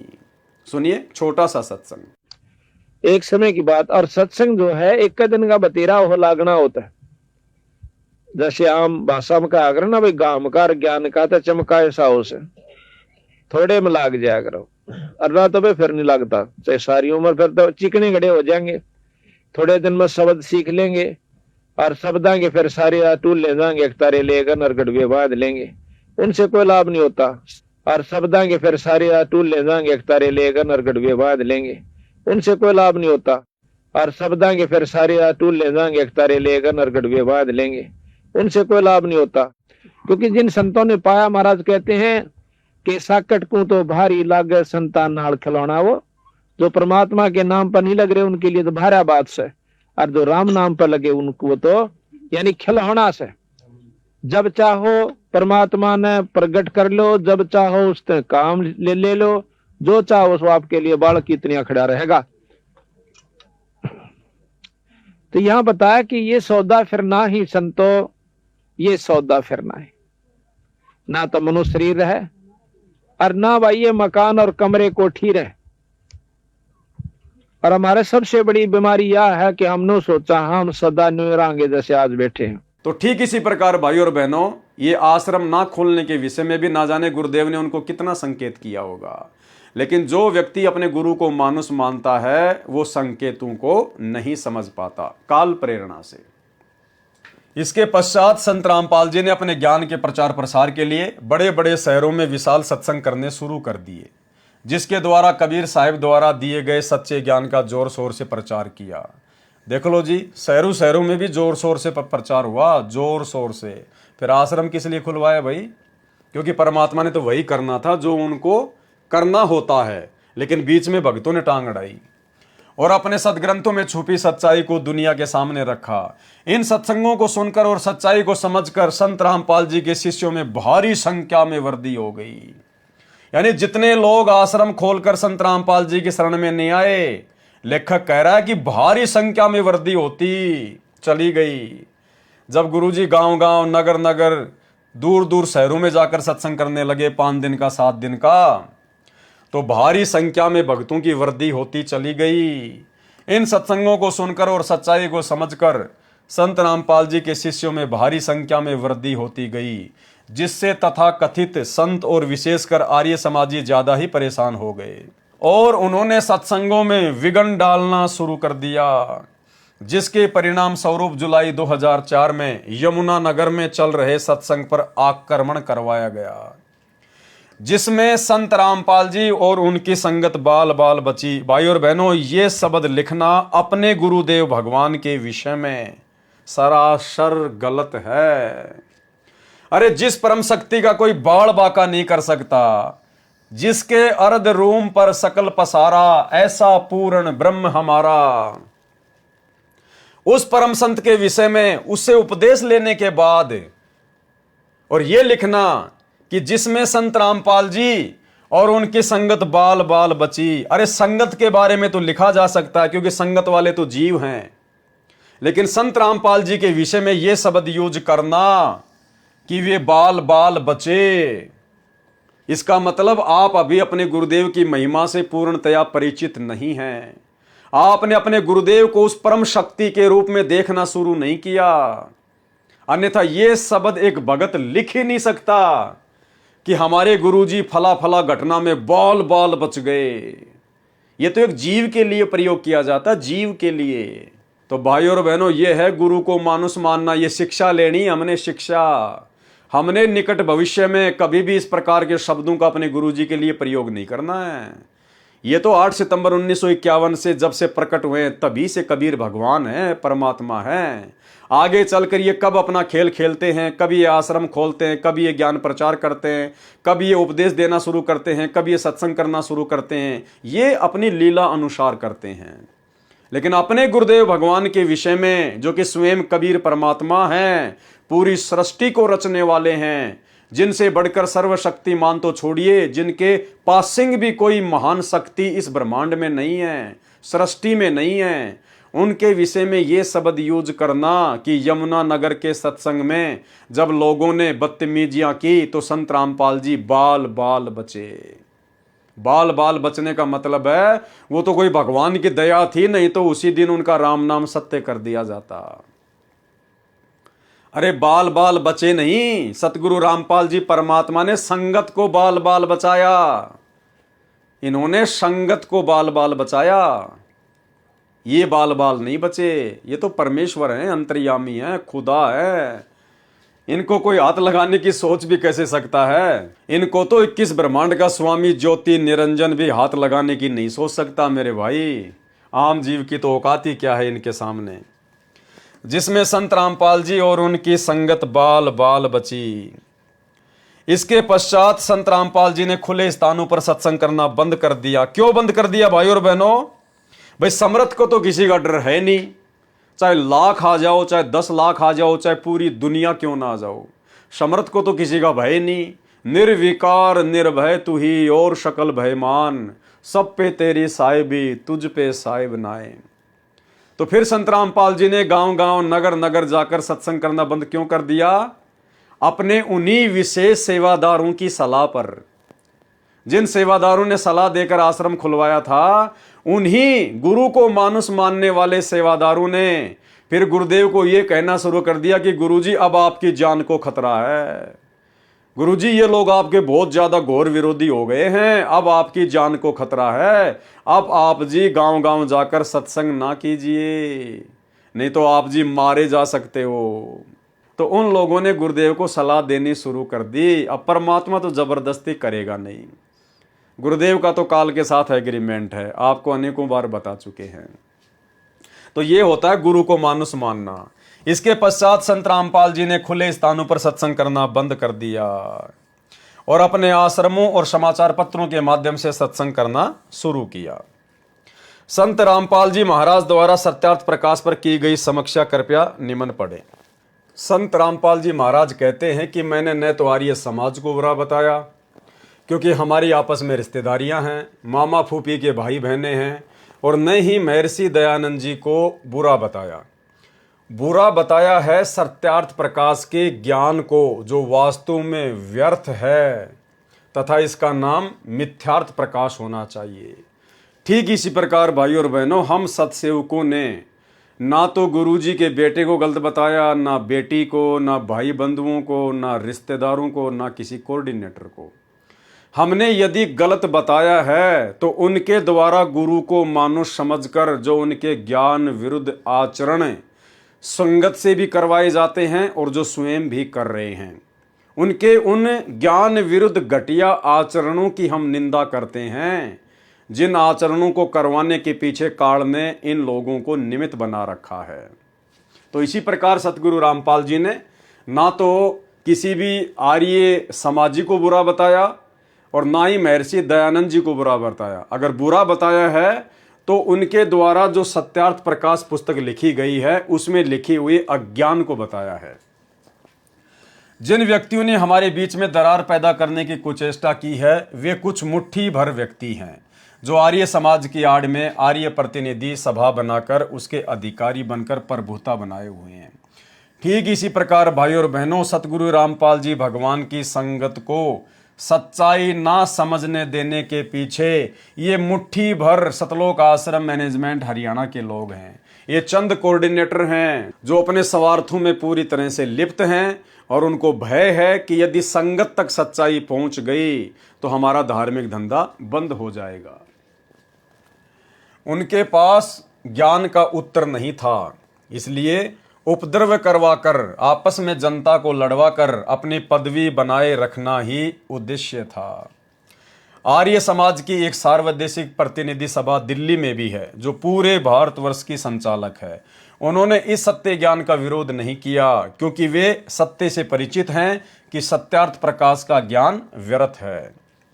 आर्य समाज की परिभाषा क्या लिखा जा रहा है? आर्य समाज के विषय में आर्य समाज की क्या परिभाषा है? आर्य का अर्थ श्रेष्ठ, अर्थात समाज का अर्थ समुदाय, वह समुदाय जो शराब, मांस, तंबाकू आदि नशीली वस्तुओं का सेवन न करता हो, चोरी जारी झूठ कपट से दूर हो, वह समुदाय आर्य समाज कहलाता है। तथा जो आर्य समाज के 10 नियमों का पालन करता हो, जिनमें चौथा नियम है। चौथा नियम क्या है आर्य समाज के नियमों में? जिनमें चौथा नियम है, सत्य का ग्रहण करो, असत्य का परित्याग करो। जो अपने आप को आर्य समाजी कहते हैं, वे आंखों देखकर भी सत्य को ग्रहण नहीं कर रहे कि वास्तव में सत्यार्थ प्रकाश का ज्ञान वेद ज्ञान विरुद्ध है तथा मिथ्या आलोचनाओं का पुलंदा है। ठीक इसी प्रकार भाइयों और बहनों, लेखक के द्वारा, भगत विजय दास के द्वारा आर्य समाज को तो उनके नियम याद दिलवाए जा रहे हैं कि तुम काहे के आर्य समाजी हो। तुम्हारे जो 10 नियम है, उन 10 नियमों में जो चौथा नियम है, तुम उस नियम की तो पालना करते ही नहीं कि सत्य को ग्रहण करो और असत्य का परित्याग करो। तो ठीक इसी प्रकार भाइयों और बहनों, सतलोक आश्रम मैनेजमेंट हरियाणा वालों को भी विचार करना चाहिए दुनिया को शिक्षा देने से पहले कि तुम काहे के आर्य समाजी हो। फिर आर्य समाजी का मतलब सर्वश्रेष्ठ समाजी, और संत रामपाल जी ने सच्चा आर्य समाजी केवल अपने भगत को बताया है। तो सतलोक आश्रम मैनेजमेंट हरियाणा फिर कहां से पक्का आर्य समाजी हो गया? कहां से पक्का संत रामपाल जी का अनुयायी हो गया, भगत हो गया? क्योंकि आप लोगों ने आर्य समाजियों को तो उनके 10 नियमों में से चौथा नियम याद दिला दिया कि ना तो तुम सत्य को स्वयं ग्रहण करते और ना तुमने असत्य का जो है परित्याग किया है। तो ठीक इसी प्रकार भाइयों और बहनों, हमने भी सतलोक आश्रम मैनेजमेंट हरियाणा को याद दिलाना चाहिए कि तुम कहां से सतगुरु रामपाल जी परमात्मा के सच्चे भगत हो गए भेरे।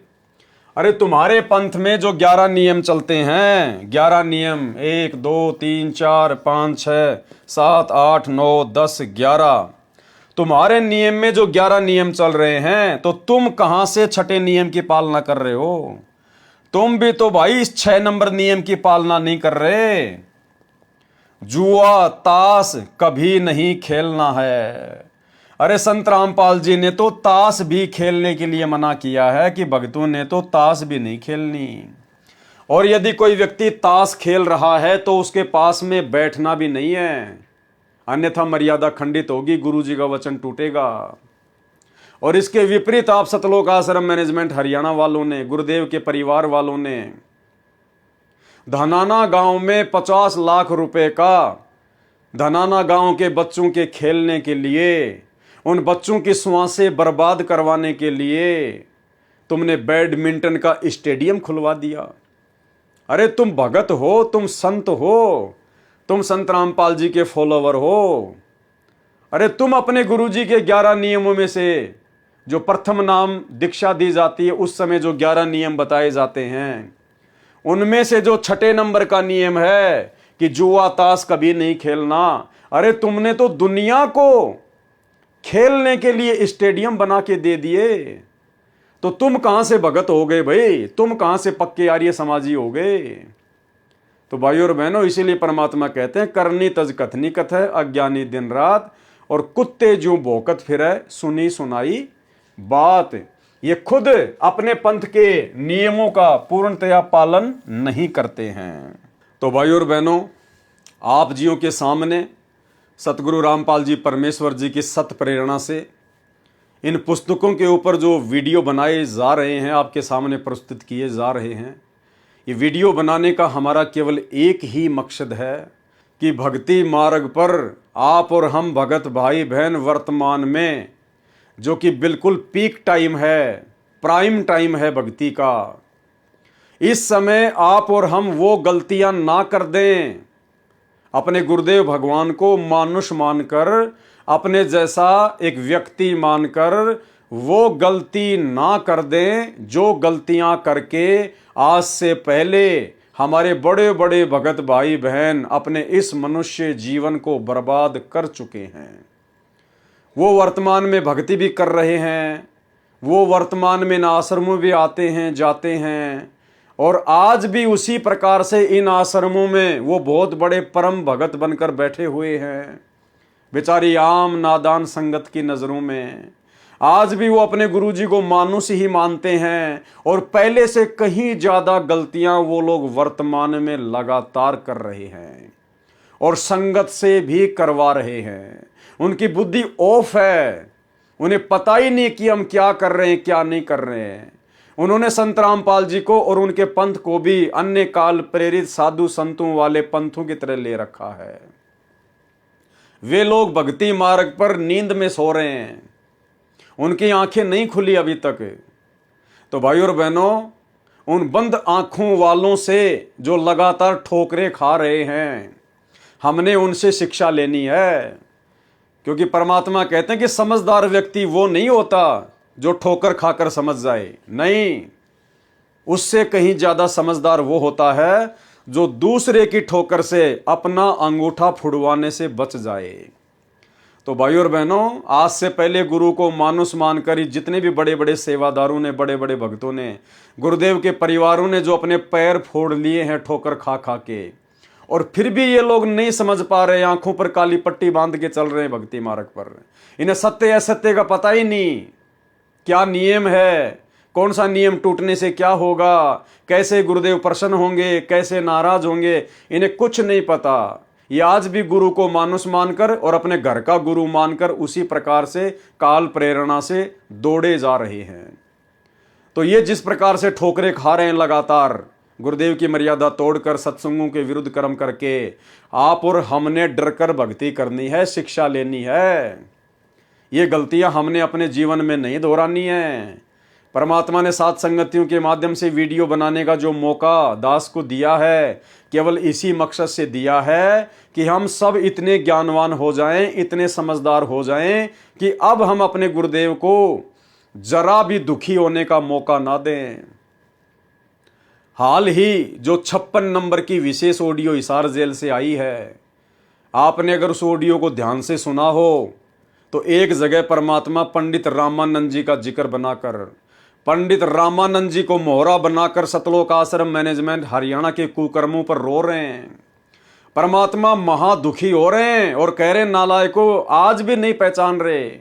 अरे मैं तुम्हारा भगवान हूं, मैं तुम्हें बता रहा हूं, मैं तुम्हें समझा रहा हूं।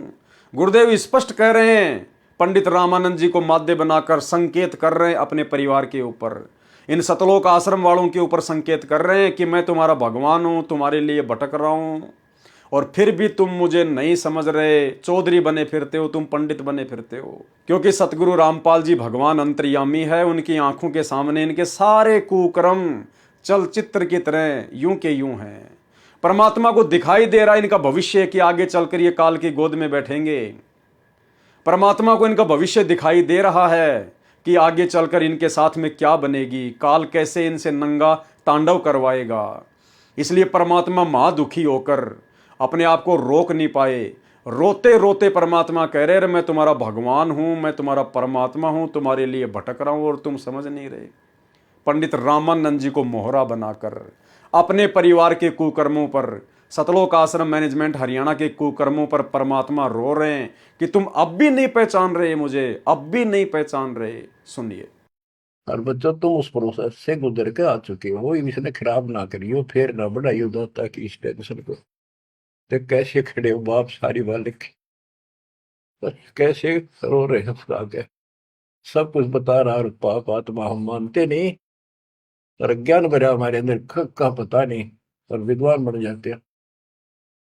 मैं रोवत हूँ सृष्टि को, सृष्टि रोवत मोहे, गरीबदास इस वियोग को समझ सके ना को। मैं तुम्हें रो रहा हूँ, मैं थारा भगवान हूँ, मैं थारा पिता हूँ। पिछाड़ लो मैंने खाऊंगा तेरी दुरुक्ति कर रखी तुम्हारी, आज चौधरी पका रहा, क्या पंडित बन गया, करना कुत्ता बन गया, छोड़ दिया। ओह, मैं तुम्हें रो रहा हूँ, मैं थारा भगवान हूँ, मैं थारा पिता हूँ। पिछाड़ लो मैंने खाऊंगा तेरी दुरुक्ति कर रखी तुम्हारी, आज चौधरी पका रहा, क्या पंडित बन गया, करना कुत्ता बन गया, छोड़ दिया। ओह, मैं तुम्हें रो रहा हूँ, मैं थारा भगवान हूँ, मैं थारा पिता हूँ। पिछाड़ लो मैंने खाऊंगा तेरी दुरुक्ति कर रखी तुम्हारी, आज चौधरी पका रहा, क्या पंडित बन गया, करना कुत्ता बन गया, छोड़ दिया। ओह, और देखो कैसे ढंग से निकाल के काल का विधान भी बना रहे, मेरा वचन भी बना रहे, मेरे बच्चे भी मेरी शरण में आ जाए तो निकालते हैं। मैं रोवत हूँ सृष्टि को, सृष्टि रोवत मोहे। तुम भगवान भगवान करते फिरते हो, मुझे रो रहे हो, सुखदाई भगवान का है, इसका शायद है तुम भगवान मान रहे हो, और मैं तुम्हारे लिए रो रहा हूँ मेरे बच्चे, तेरी प्रगति हो रही आंखों में। गरीबदास किस वियोग को समझ न सकता को, चार युगन में हम फेरे, मैं पल में छिप जाऊं, गरीबदास गुरु वेद से लखो हमारा ठाव। बच्चों आज इतना ही, शेष अमर कथा आगे सुनाएंगे, बोलना नहीं जाता। परमात्मा आपको सद्बुद्धि दे, अकल को लतारी कित फंसे बैठे माचे आडो, 2 दिन का सांग है यो, पता नहीं कद फूक निकल जाएगी, कुत्ता बना के छोड़ देगा, सारे ठाट दरिया दे जाएंगे। उस समय निकालो, मालिक ने रजा बख्शी, कहां से बख्श रखी है तुम्हारे ऊपर, कैसी दया करिए, कोई बालक नहीं है वो, ताकि तुम्हें फिर से दर्द करे, तुम्हारा जीवन बचाए, तुम्हें मोक्ष मिले। सत्साई। तो भाई और बहनों, सतगुरु को दुखी करने का ये मौका आप और हम साथ संगति वाले भाई बहनों ने शौपन में भी नहीं देना है। कहते हैं जिन बातों से गुरु दुख पावे, उन बातों को दूर भगावे, दूर उखाड़ के फेंक दो उन बातों को जिन बातों से हमारे गुरुदेव जरा भी नाराज हों। क्योंकि जिस मंदबुद्धि व्यक्ति ने इस कबीर परमेश्वर को, जो सतगुरु रूप में धरती पे आए हुए हैं, अगर जरा भी दुखी कर दिया तो समझो उसका ये मनुष्य जीवन बर्बाद है, बर्बाद है। तो भाई और बहनों, हमने गलतियां करने से बचना है, इसीलिए परमात्मा ने सात संगतियां शुरू करवाई है कि वो पहले वाले भक्तों की गलतियां आपके सामने रखी जाएं और गुरुदेव को भी दुखी होने का मौका ना दें। तो आज ही हमारा पार्ट नंबर 3 था। पार्ट नंबर 4 के लिए कल रात्रि 9 बजे सभी भाई बहन लाइव जुड़िए। तब तक गुरुदेव भगवान हम सबको आशीर्वाद दें, इजाज़त दें। बंदी छोड़ सतगुरु रामपाल जी परमात्मा की जय हो।